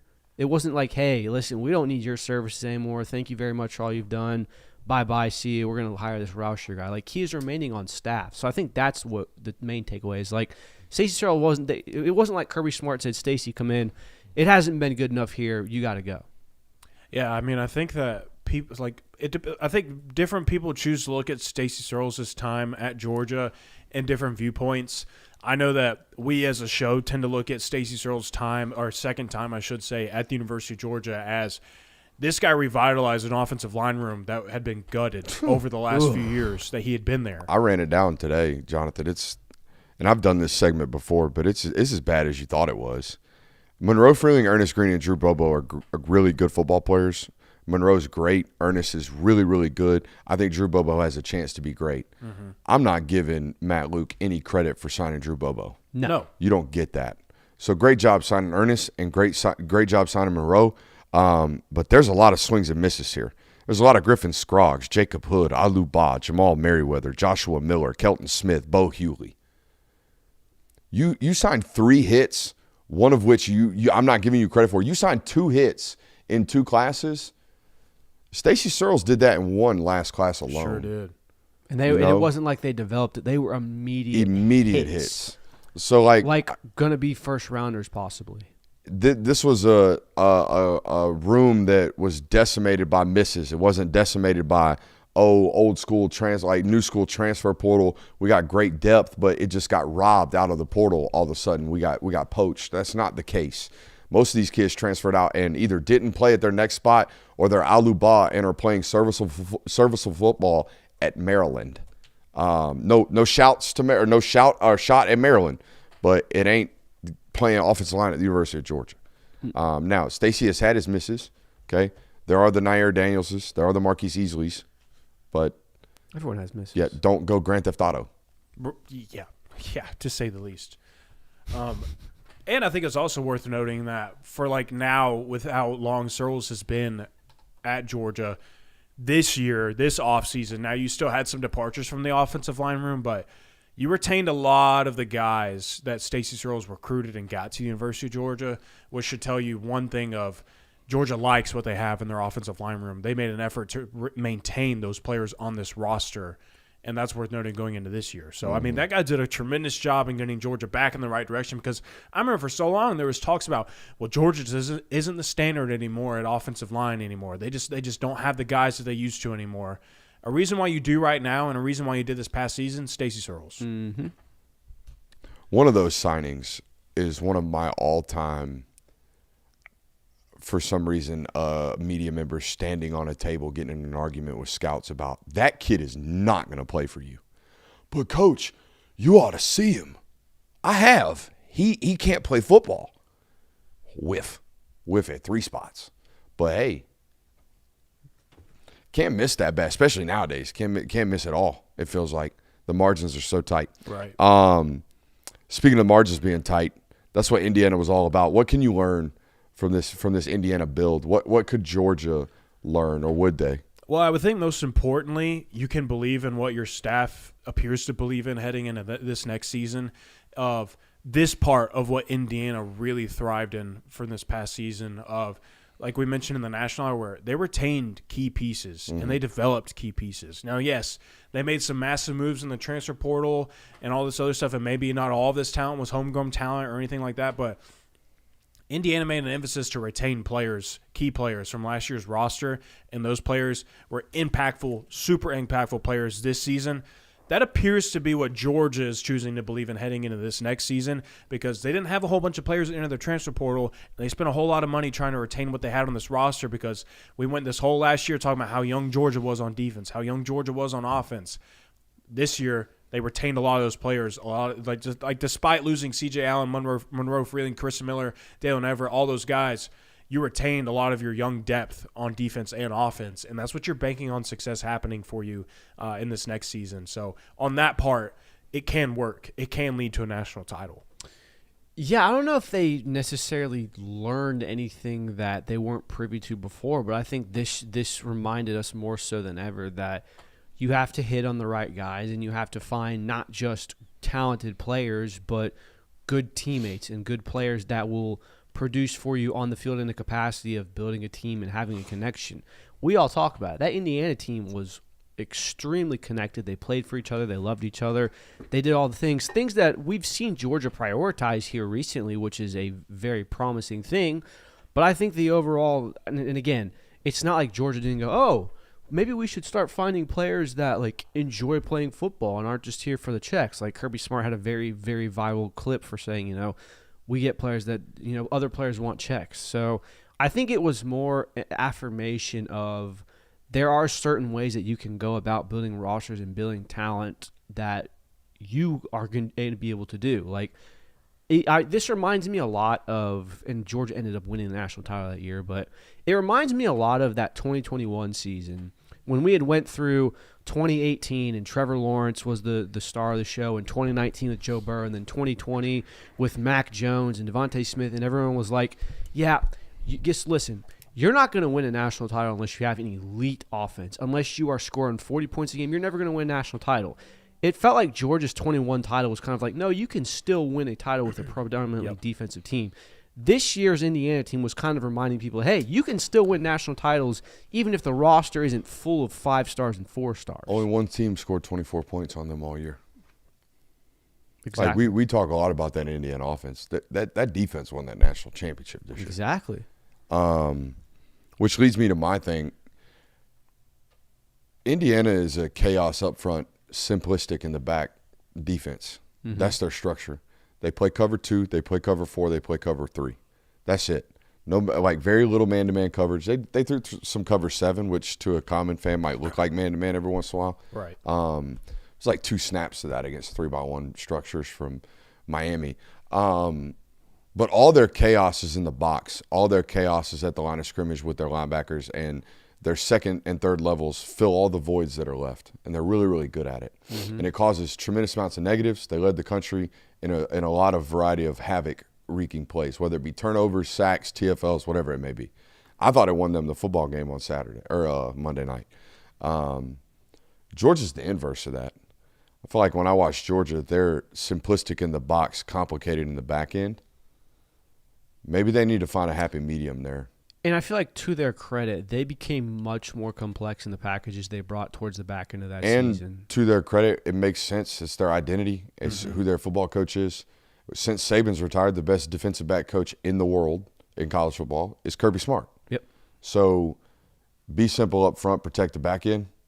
I'm fine with it, but we can't – I don't think we can sit here anymore and throw our hands up and be like, why can't we get home? Right. It's not dudes. It have very little to do with the amount of NFL talent you have. The Kamara kid's probably going to be a 3rd-round draft pick, maybe lower. You know what I mean? Yeah. He's going to go to the combine, measure 6 foot 3/4 and 245 pounds, and run 4.85. And he wears a massive knee brace, so I don't even know what the medicals are going to say. You know what I mean? Yeah. Right. And we're 23 years old. Yep. So we can't be out here doing Damon Wilson, we got screwed. Yeah, you did. Find a way. Chicken salad. Like, figure something out. Right. So I think that is warranted criticism. For sure. And that's why I said, like, to their credit, you saw that front 7 get much more complex as the season went on. Correct. The packages that they The development of Zayden Walker, too. The packages that they threw at Arch Manning in Texas and at Ty Simpson in the second came around, completely different. So they did make efforts to become more complex, especially within the front 7. But, I mean, I tend to agree with you that there are opportunities that when you try to be so complex in the back end, you put yourself up for more opportunity to make mistakes as opposed to the front end. But at the same point, Kirby Smart has always said, you're not going to run on us. We're not going to do things. Yeah. You can stunt away from a run very easily as opposed to just saying, hey, we're just going to mush rush. Good luck running the football. So there's give and takes and there's philosophies that, go against each other. So I understand why Kirby Smart does what he does. Right. I just see a lot of – now, The Texas Tech story is a lot different because they had $7 million spent on the defensive line. Yeah. But I don't know. It's just something. The more and more I watch Indiana, now you have to coach the piss out of it. Like, you have to be so good, and your players have to be so smart to make sure you're not busting, to make sure you're not giving up massive explosives. I don't even think the Mark Fletcher touchdown run was about box fit as much as it was a bad angle from the front side safety. Because I think he thought, he ain't that fast. No! Oh. Whoa. That Mark Fletcher is good. Yeah, he is. He is good. That's all I got on the what you can learn from Indiana. Now, you want to get sentimental? Let's do it. Let's do that. All right, we haven't had our opportunity to give farewells. We have all of our announcements at this point in the offseason, and we got a list of football players here that are no longer playing at the University of Georgia. They played their last snap. So we thought we'd be a little sentimental, a little mushy-gushy tonight and tell some stories in our farewells to these football players. Let's start with Monroe Freeling, the 6'7" yoga freak. Yeah. What do you got for me? I actually have a personal story. I chose this for my Monroe Freeling farewell. Was the first player that I ever interviewed as a journalist or as a media person, however you want to call it. If you want to work around here, there's going to be a moment in your life where you're just kind of thrown out into the water and you're going to find out if you can swim. That was my moment at the Adidas All-American game in 2023. Really, it's like 2022 college football season, but it's 2023. First time really on the field and on the ground with Brooks, and he hands me a camera and says, "Go film an interview." And I had never done either before, so I went and filmed Monroe Freeling, and I interviewed him afterwards, and it was my first time doing either one. I don't know how good of a job I did, but I guess it was good enough to maintain a job around here. But I thought that was a cool moment of, like, that was kind of my introduction into this field and really in this workspace as well. Now, we got an HOA around here, so spots is limited with regards to additional help. But yeah, if something were to ever happen around this place and we go through like some massive expansion, if you ever want to work around here and you're not a self-starter, you have no chance. Zero chance. I don't work with – it's 99% of the reason why Christian Kirby is on this show and works here is because I've never had to teach him a damn thing. Never once, because he just picks it up and goes. So – because I'm that way. I'm self-taught in everything that we do around here. Jonathan's that way. This is the way I find as a manager that I can teach you how I do it, or you can figure out how you do it. And however you do it is going to be far better and more efficient to you than me doing it my way, because I got a messed up brain. You know what I mean? So I'm going to figure it out, and I'm going to let you figure it out. And if you don't, you're going to drown. Yeah, so that's one thing I'll always remember about Monroe Freeling is he was one of the first big moments for myself in this work. That's an excellent. Just got to keep chopping, baby. Got to keep chopping. Keep chopping, Monroe. Hey, at your next spot, keep chopping. At your next spot, keep chopping, baby. I think the first impression I had from Monroe Freeling was when he went in in the Vanderbilt game in 2023. And anytime, I don't remember who it was who got hurt. He stepped up for someone who was hurt. Trust, I think. Yeah, big trust might at have been. Vandy. Anytime an offensive lineman starter gets hurt and you go, oh boy, what's this going to look like? And I remember watching him for the first 4 to 5 plays going, yo, this Freeling guy is actually really, really good. So that was the first memory I have of Monroe Freeling. The Tate Ratledge pep talk. Yeah. Oh, yeah. Extra oomph. Yeah. That was a good one. So, but yeah, that was my first memory from him. That was a time period where we were like, yeah, I'm good on the nose over toes over there from 73. Yeah, then it was like, woo. Play him. Yep. Play him. That's what I thought. That's what I thought immediately. It was like, all right, I'm sorry. Yeah. But we knew this was going to happen when you came back for a super senior year. Yep. We knew. Now, we appreciate the depth, but as Kirby said, and I asked him not directly about Truss, but when Truss came back, I asked him at that time period, it was about that. It was like, hey, you got some of these older guys coming back, but y'all got dudes. And he basically responded with, I'm paraphrasing my own question, but he basically responded with, I've never coached a season where a younger player didn't beat out an older player. Never. And I thought it happened that moment. I'd have rolled with him the rest of the way. Happened this year. You would have gotten 22 starts out of him instead of 15. All right, on to our next one. I've got 6 stories about this football player. Any guesses on who it is? I'm going to guess Christian Miller. Yeah, it's Kristen Miller. You mentioned your first interview. I remember his first interview. So he's at the Under Armour All-American camp as a fresh rising sophomore, but he's a 14-year-old rising sophomore somehow. Hadn't turned 15 yet. He enrolled early into kindergarten as an already young kid. So he's like a midsummer or late spring birthday and is already in a class ahead. So basically like 18 months behind all of his peers in every class he's ever in. And I remember watching him run around, and I'm like, that kid's going to be really, really good. So we do an interview, and seemed kind of like, you know, a joyous personality around his teammates or his camp mates at that day at the Under Armour event. And then the moment I pull up a camera on him, it's like the light goes on. And it looked like a superstar in the making from a TV standpoint. And you guys know, I fancy myself as someone who thinks I have an eye for talent in this type of business. I think I know what it takes to be really good at. He's going to be great at this. What we do, he's going to be great at this when he's done playing football. Hell, I bet he's got an opportunity to do it while he's in the middle of his football career. He's a tremendous personality, and that was obvious in his first interview. Shortly after that, I remember going to a workout over in Metro Atlanta with his personal trainer, and he pulled up in an Uber because both of his parents were working late, and he couldn't get a ride to the workout. So he hopped up in an Uber at 15 years old. That was more of a like, oh, damn, Uber's like, it's like 7 years ago. People were like, 15-year-olds riding Ubers. Yeah. I'm like, that's kind of crazy. I've told the story about me thinking he was a 100 millionaire at offensive tackle. Like he has a chance to be, could have been coming out of high school, an elite, like top 100 type of prospect coming out of high school at tackle, and then ultimately go on to the NFL as I thought what would have been a first-round draft pick because he's really violent as an offensive lineman, or was. He's got elite feet. And I remember having this conversation with him about, hey, like, this could be a thing. Like, I think you could, like, feed or provide for your family for generations playing tackle because you're that gifted at it. And his response at 17 years old is something that stuck with me forever in the scouting department. And ultimately, if I ever do get into coaching, it sticks with me there. Is he basically looked at me and said, like, I believe you. I know you know what you're talking about. I believe you. But I also know that, like, whatever I'm going to do, whether I play offensive tackle or defensive tackle, if I'm going to play as long as you think I'm going to play, I'm going to have to work really, really hard. And I don't know if I'm going to work as hard playing offensive tackle as I do at defensive tackle because I love playing defensive tackle. And that was kind of one of those moments, like an aha scouting moment of like, oh, whether or not you give a damn and whether or not you enjoy what you're doing will impact how much you work hard at it, right? It's like what we just got done talking about with the management skills. Right. And I talked to you guys about this with writing. I don't want to tell you what to go do. I want you to know what you want to do and go do it because it's going to turn out to be better work. I remember shooting his commitment video in Atlanta.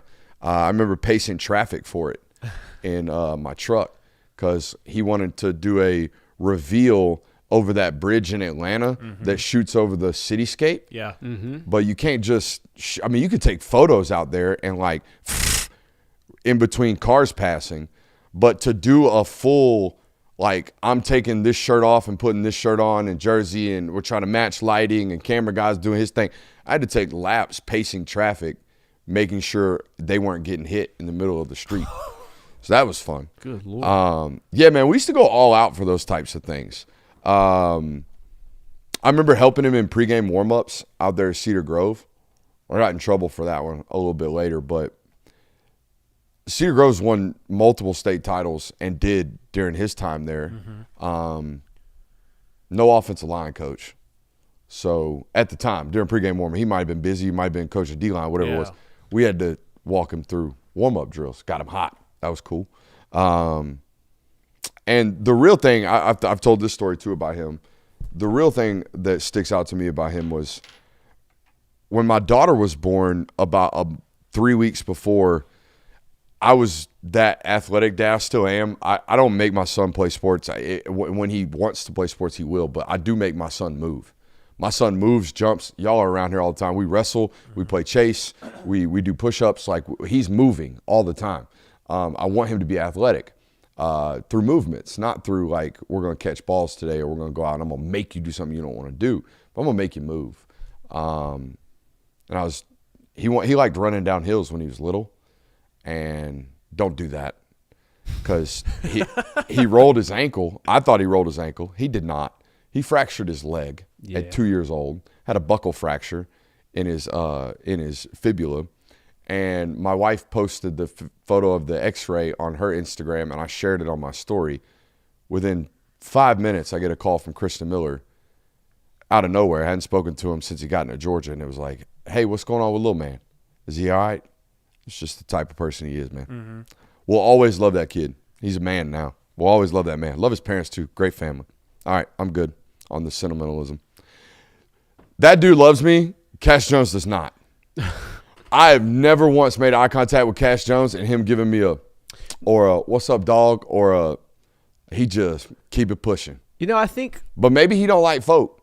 Maybe he don't like anybody that's out of his circle. And I'm cool with that too. He might have come around though, because I will say when we had the breakout session for the Sugar Bowl, we were interviewing Nate and we were sitting at the table with all the running backs and started, having jokes come around of which state is the hardest to play football. And of course, Nate's from California. You've got guys from Texas there. You've got guys from Georgia, and they're all bantering.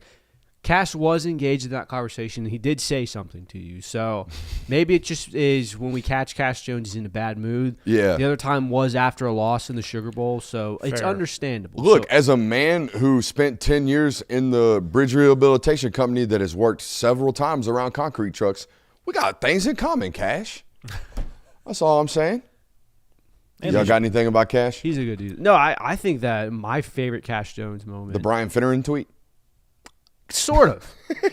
You like that one, huh, Jonathan? You just reminded me of You bad like that times. one, huh? Bad times, bad takes. The vindication that I think he got now, this wasn't a losing effort, obviously, but seeing Cash Jones ball out and give you explosive play after explosive play, and having a third down run on a 3rd and 5 draw play where Cash Jones is in, the play that is, in some fans' opinion, the dumbest decision ever.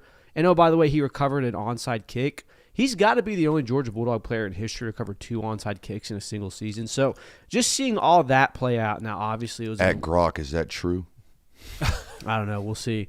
But seeing him have the vindication. But my favorite play from Cash Jones is the 2024 wheel route that he scores on in overtime against Georgia Tech. That was such a fun play, and being in that game was so much fun to watch. So. Is that the one where his helmet gets tapped as the fireworks go off? No, he tapped someone else's. He tapped Dominic Lovitz. Dominic Lovitz. Yes, that is that game. This is the one where it's a pretty athletic play by Cash, but it's over towards the left side of the field near the pylon. Shoestring catch, stays on top of his feet. Yeah, and then breaches for the pylon and scores.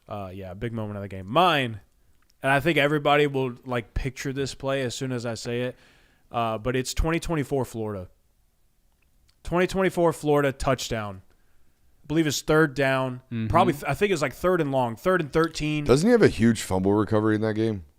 Probably. Sounds like a very Cash thing. The Texas route you're talking about, right? Yes. Yep. It's one of the most athletic plays a Georgia running back made all year. 4 off. Yeah, and then proceeds to score. Yeah. And it's people are like, well, why is Cash Jones in on 3rd? That's why. That's why Cash Jones continued to play on 3rd down. Shout out to Cash his entire Jones. career. Oh, I forgot my favorite Cash Jones moment.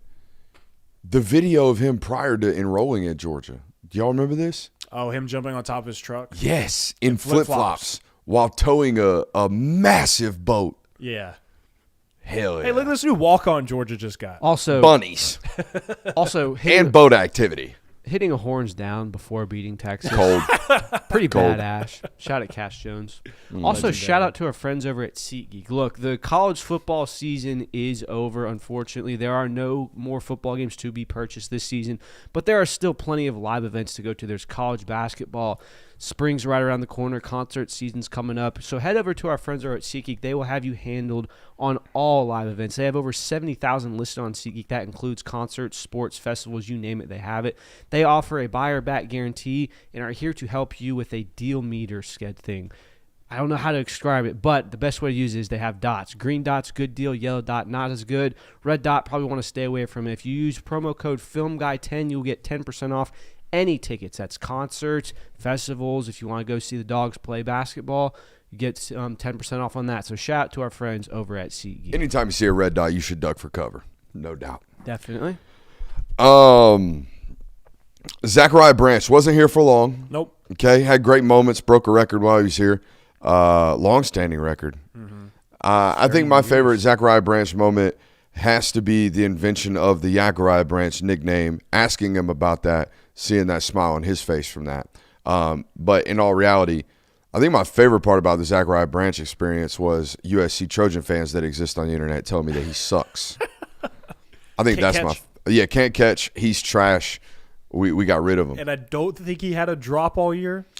This year, no. Last year, I would argue, look, there's no doubt the catch radius is limited. Right. Yeah. He's a small person. You got to put it on him. You should not be out and upping him down the sideline where he's got to jump and catch the ball over his shoulder on a back shoulder. Like, it's not. Now, he did that against Georgia in a slot, or against Ole Miss in a slot fade scenario, but 90% of his work was, we're going to throw this ball at your face, and you're going to go do something after the catch. That's what he is going to do at the next level as well, and he's going to do it at a really high rate. Yeah, I did think he that ever. a really a moment that really sticks out to me about Zachariah Branch was the screen pass touchdown against Tennessee. I think that was like the first moment of like, that's different. Like, and obviously there were games before that against Marshall. and Oh, Austin poor Peay, Turntine. But Number 2 from Oh, yeah. Tennessee. Oh, God. Whoever shot that clip of him running down the sideline for the highlight tape.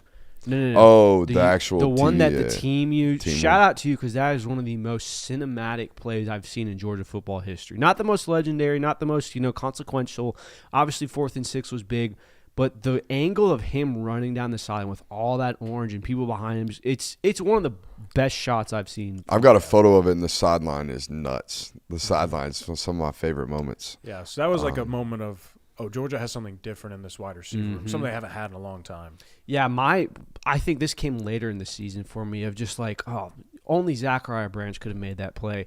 Obviously, the stopping on a dime in the SEC championship was big, but he did a week before against Georgia Tech. I believe it was it was either a third or fourth and goal. That touchdown he has where he catches a ball, turns one way, and just completely he's gone. Like, also, the only Georgia football player I think that has had a song written about him that actually is good. Shout out to Kirby Visor on Spotify. If you go listen to Slide Like Zach Branch, insane song. All right, he's getting docked $50 on his Go check ahead. this month. Go ahead, dude. You shout out Kirby Visor on my show. Yeah, dude. Is that the same? Is that the same Kirby Visor? Yeah, dude, it is. That song's heat. Go listen to it. Brain rot. Noah Thomas will always have that one play against Auburn Yep. and that one play against Mississippi State, Yep. and just general good teammate. Yeah. Kirby spoke highly of him. I mean, let's also not forget he took over in the first half of that Texas game. Had 2 receiving touchdowns. Was dicing yes. defensively. Yeah. I think that's part of the more underrated parts of his game. Like, yeah, Noah Thomas, the time he had in Athens was not what people thought it was. It was not what it was built out to be when he transferred there. However, Noah Thomas still had a handful of really cool moments as a Georgia Bulldog in one season, might I add. So that was kind of my favorite moment of him. The Mississippi State touchdown, I think, was like the epitome of like, Yeah. this is that's why we got you. this is a peak Noah Thomas play. Like being able to take what should have been just a 5-yard completion, 65 yards to the end zone. Great play by Noah Thomas. I can't help but think that Colby Young time period at Georgia feels like a what could have been for It's a variety of reasons, injury and off the field things. Yeah, and it's like it's not a direct comparison, but like I feel like these are the types of vibes that you had of like this is what you felt about with George Pickens when he left Georgia. Of when he was on the field, it was fantastic and it was super exciting, and you knew that there was a lot of potential. When the offense was better when he was on the field, and you're very grateful for the time that he spent wearing the Georgia G, but when he left the roster, there's a whole lot more feeling of, gosh, what could have been of that career? Like if it had just played out, like if it had just got complete, like Colby Young for the last 2 years, like a complete availability, all what could have been. Yeah, man, watching him drag Auburn defenders 3 and 5 yards, just that first half of the season was like, oh, we have Colby. Like this is going to be a special season. Obviously, him getting hurt against Ole Miss was a massive punch to the gut. But I think my favorite personal Colby Young moment was before that Georgia Tech game. He's got his boot on, and there were kind of rumors of like, hey, Colby Young's recovery process might be going a little bit quicker than we're expecting. We might get him back if we make a deep run in the playoffs. And he's out there in a boot on, I believe it's his left foot, correct? I don't know which foot It's it was. a boot on his injured foot, and he's got a cleat on the other. And we're all like kind of looking like, Colby Young's wearing a cleat.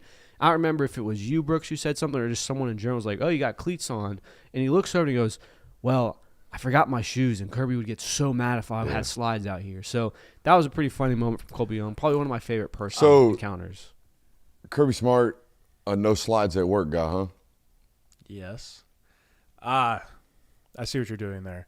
I was going to say, though, I thought it was cool that Colby continued to travel and remain on the sidelines at every single Georgia game after his injury because, I mean, after the injury against Ole Miss, he even was like, dang, that's it. Like, thank you, Georgia. Like, I appreciate all you've done for me. But the fact that he showed up and traveled at every game and he was on the sidelines for every game and he was still very involved with the team, I thought that was pretty cool of him. Some people might just get their surgery and go start prepping or, thinking about whether or not they got extra eligibility and transferring. Yep. Yeah, like it's not like that's a very deep cut. Those who understand will get that, but no. Shout out to him. I contemplate whether I should reveal this story, but he's declared for the draft and he's gone. There was a time period in Dalon Everett's career where Georgia fans thought he was some poop. Yep. Georgia fans thought because Kamari Lassiter's on one side and obviously coordinators are not going to throw at him, that they might as well throw at the other guy. And that must mean that the other guy is absolutely trash. And that allows fans to go to Twitter and say whatever they want about people as if their family or as if themselves don't read these things or they don't see these things. I don't know if you notice this, but I certainly do. When people talk about me, for some reason, Twitter's smart enough to put it in front of me, even if you don't at me. And it's the same way with athletes. So if you think they're up late at night searching their name, they might be. But odds are they might just got put on their timeline. And I'll never forget, I think it was after the LSU game, in the SEC championship game maybe, or one of them, some pivotal Probably game. after that one. Because that was a big gripe with the fan base. It was before it was before Texas, when he actually had the 2 interceptions, and now everybody loves him. I remember him getting a lot of flack in 2023. When It was that season. I mean, I'm looking at it right now. The LSU game would have been 2022. But anyways, Mama sends me a direct message and basically just says, like, thank you for having a platform that at least when my child gets beat or when my child doesn't do something that is good, you explain why instead of just allowing people to say, he effing sucks, get him out of here. And that young man kept his head down and turned out, I don't know, in the last 4 years, I think he's the second best corner. It's Kamari and then him. Kamari than him, yeah. And people will people still to this day will laugh at you when you say that. I mean, but who is it? If it's Kamari, clear cut one. You got to go all the way back to Stokes to find somebody better than Dalon. So, yeah. And look, I think they've gotten better about this. I don't think they were as hard on DeMello or Ellis this year as they were on Dalon. Were they? They did not like Ellis at the beginning of the year. They did not like Ellis or DeMello at the beginning of the year. There were people saying, another 5-star bust under Kirby Smart. So, it's just a reminder that the guy you're shitting on now probably in 12 months is going to be one of your favorite players, and you're going to be like, I never doubted him, and you're an idiot. I just love how, he's gonna for a portion of this fan base, Dalon Ever is gonna be the most mislabeled Georgia player for a lot of people. And when I sit there on the timeline and I tell you that this guy is going to be a top 2 round draft pick in a few months, he's gonna go destroy the combine. People laughed at me and said I was crazy. Ain't no way, that guy sucks. And he's gonna play in the NFL for many years, and he's gonna start in the NFL for a long time. You're gonna look foolish because we tried telling you during his Georgia career, you need to enjoy number 6 being out there, because he's really good and you're missing out on it. And just because he gets beat by a great throw, you guys want to crap on him when he was a great football player and an impactful football player at defensive back for Georgia for the years that he started. Yeah, I mean, look no further than what he did against Texas the first 2 times he played them, or how he played in the SEC championship game this season. Dalon Everett developed not only into one of your more consistent corners, to one of your bigger playmakers in the defensive backfield. His effect on this defense the last 2 seasons has been incredible, and I know everyone gives him flack for what he will look like in 2023. He wasn't playing bad then either. It was more just, hey, We have to put our Luther Burdens and all of our Xavier Legettes and all the really, really good receivers we have on this number 6 guy because, look, there's an all-pro on the other side of the field right now. We can't do anything about that. So, shout out to Dalon. Yeah, you just named 2 NFL starters at wide receiver. Like, an NFL wide receiver just beat our corner? Dadgummit, he sucks. Next up on our list is Cole Speer. And, boys, I got to tell you, that still frame photo shot of him taking the ball off the toe of the punter in the SEC championship game, that would be blown up on the biggest wall in my house, a la Dwight Goodman's taking the bull by the horn portrait in Dodgeball. I mean, that actually happened. I mean, it's a metaphor, but it actually happened. I think that is such poetic justice for what we heard about. Because for as long as he was on the roster, coaches would drop hints, players would drop hints. Hey, Cole Speer is a special teams demon. Nobody makes me bleed my own blood. Cole Speer has been working his ass off on special teams. Cole Speer is one of the more underrated players on this roster. For all of that to culminate over 4 years to a momentum-swinging, game-changing block in the SEC championship game is poetic justice for Cole Speer, and he will always have that. So I can't say more about him for that. Go ahead. Michelle, turn it up. I want to burn. Last of a dying breed as well in college football, Cole Speer, that is. I thought you were talking comedy movies. No, but I was also you. I thought it was cool, too, to hear Kirby Smart talk about him after the SEC championship game and how he got to stand up in front of his teammates and kind of talk about, like, his journey at Georgia and what it's been like. That's pretty cool. Oscar Delp. Kirby, you want to start? Yeah, my favorite Oscar Delp play is probably the one-handed catch he has against Florida in 2023. Ooh, that's a good one. Very underrated. Brock Bowers, I believe, had just injured his ankle. It was the first game without him. It was kind of like, well, Oscar Delp, here's what you got to do. And the first, I believe it's the first target he gets, snags on the sideline, one hand over the shoulder. And it was kind of like, oh, yeah, Georgia will be fine without Brock Bowers. Oscar Delp was a true freshman, 18 years old, thrown into the fire in a college football playoff game against the Ohio State Buckeyes and didn't blink once. Yeah. And from then on, it was kind of anointed that he is going to be a contributor to this team. He is going to be a starter one day. He's going to be an NFL draft pick one day. I say that and we've said this before, he kind of had the unfortunate time frame of being the guy to come in immediately after Brock Bowers, and everyone looks to you to be the next Brock Bowers. He was not the next Brock Bowers, and he never was going to be, but he was a damn good tight end for Georgia, and I think that there's nothing more that you need to say about that. Yeah, you hit the nail on the head. It's the Ohio State Peach Bowl game. That's what I always turn to for Oscar. It's very a la Broderick Jones SEC championship game. Yeah. When Jamari gets hurt. It's like, all right, buddy. Just go. True freshman. JT Tuimoloau, good luck. Go have that for 4, you know? And did catch a single pass. Just went out there. Just took bullets to the face. Yep. For 3.5 quarters. That was the first thought I had was that game because y'all don't win that football game if Oscar's not ready to play as an 18-year-old. No, you don't. I don't think so. You needed every ounce of performance in that from everybody involved. CJ Allen, I've told the DM story. Here's what I haven't told. I have misses every once in a while, quite often actually. We all do. It's a hard industry to identify football players that you think are going to be really, really good, and then every single time it happened, right? I was dead set on Raylan Wilson being the best linebacker in that class when both of them signed. I thought there was no doubt in my mind Raylan Wilson was going to be a freak. CJ turned out to be the freak. Yeah. And I was wrong. I didn't think CJ was going to be a bad player. I thought CJ was going to be closer to like a Smile Mondon type of player. When you watched him in high school, played linebacker at a small school, also was the best running back they had, was a track athlete that ran 11-second sub at 230 pounds. Thought he was going to be really, really good. I thought Raylan was going to be transcendent. If you watched his camp footage, Raylan looked like he could cover like a corner. Raylan, his highlight tapes were insane. I thought Raylan was going to be a much better football player. CJ turned out to be that. Yeah. 2023. No crack at Raylan, but it was just I missed. I thought the other guy was going to be better, and he wasn't.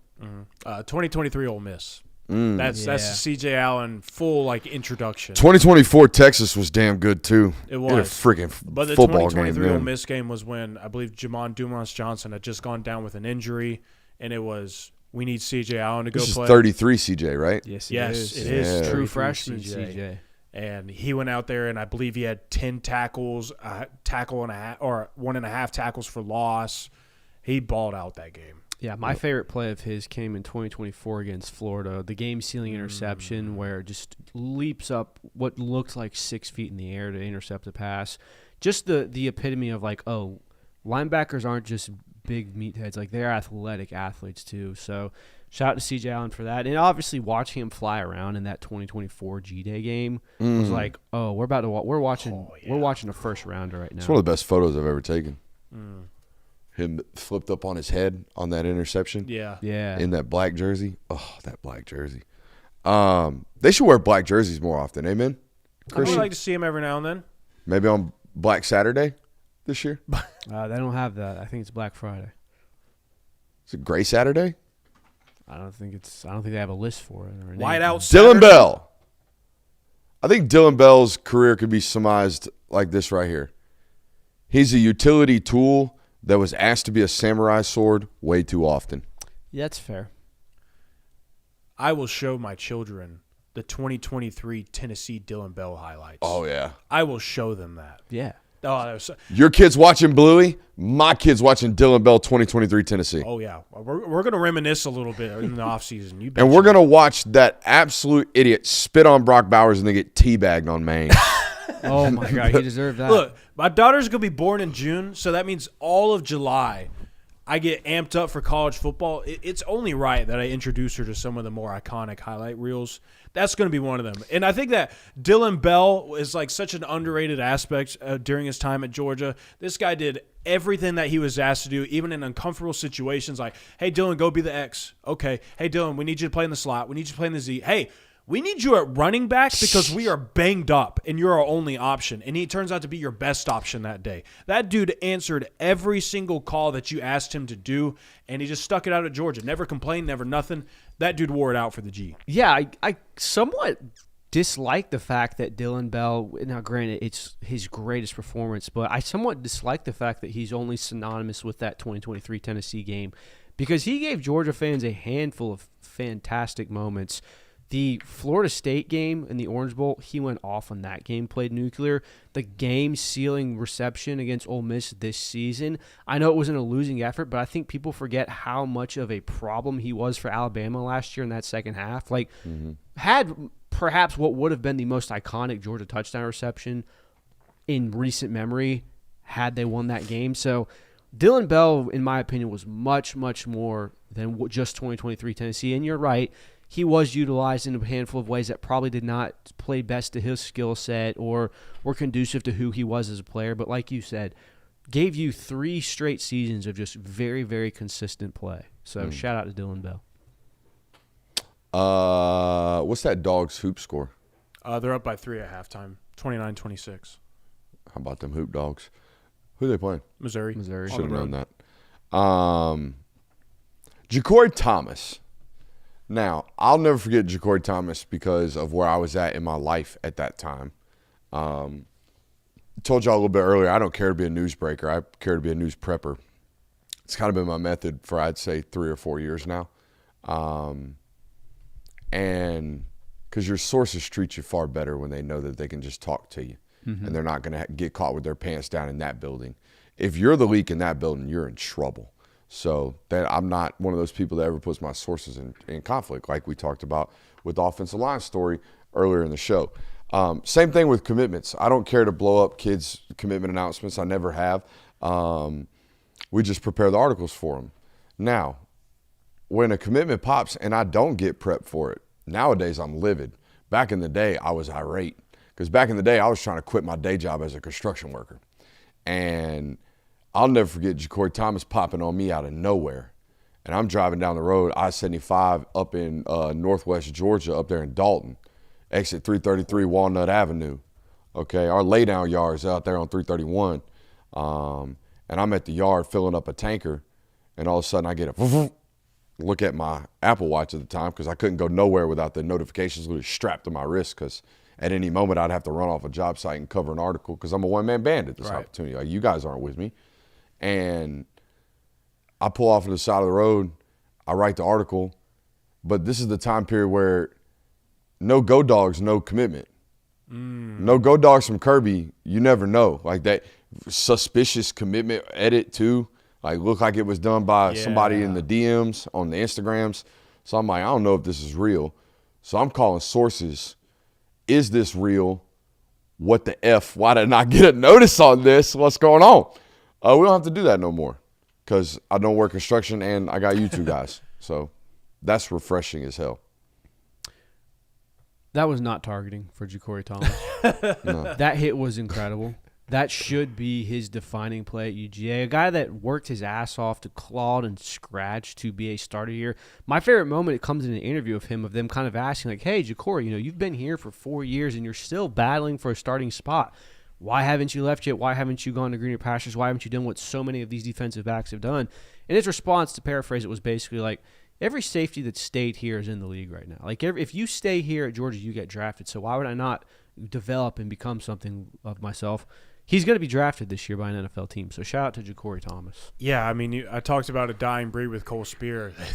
Jakori Thomases really don't exist nowadays. I mean, this guy sat and sat and sat and sat. He sat so long, I didn't even know what grade he was in anymore. I didn't either. I had no idea. I mean, it was to the point of like, dang, dude, like, I almost want you to go to the portal because I want you to play. Like, you deserve to play. Like, appreciate you waiting around, but you need to play.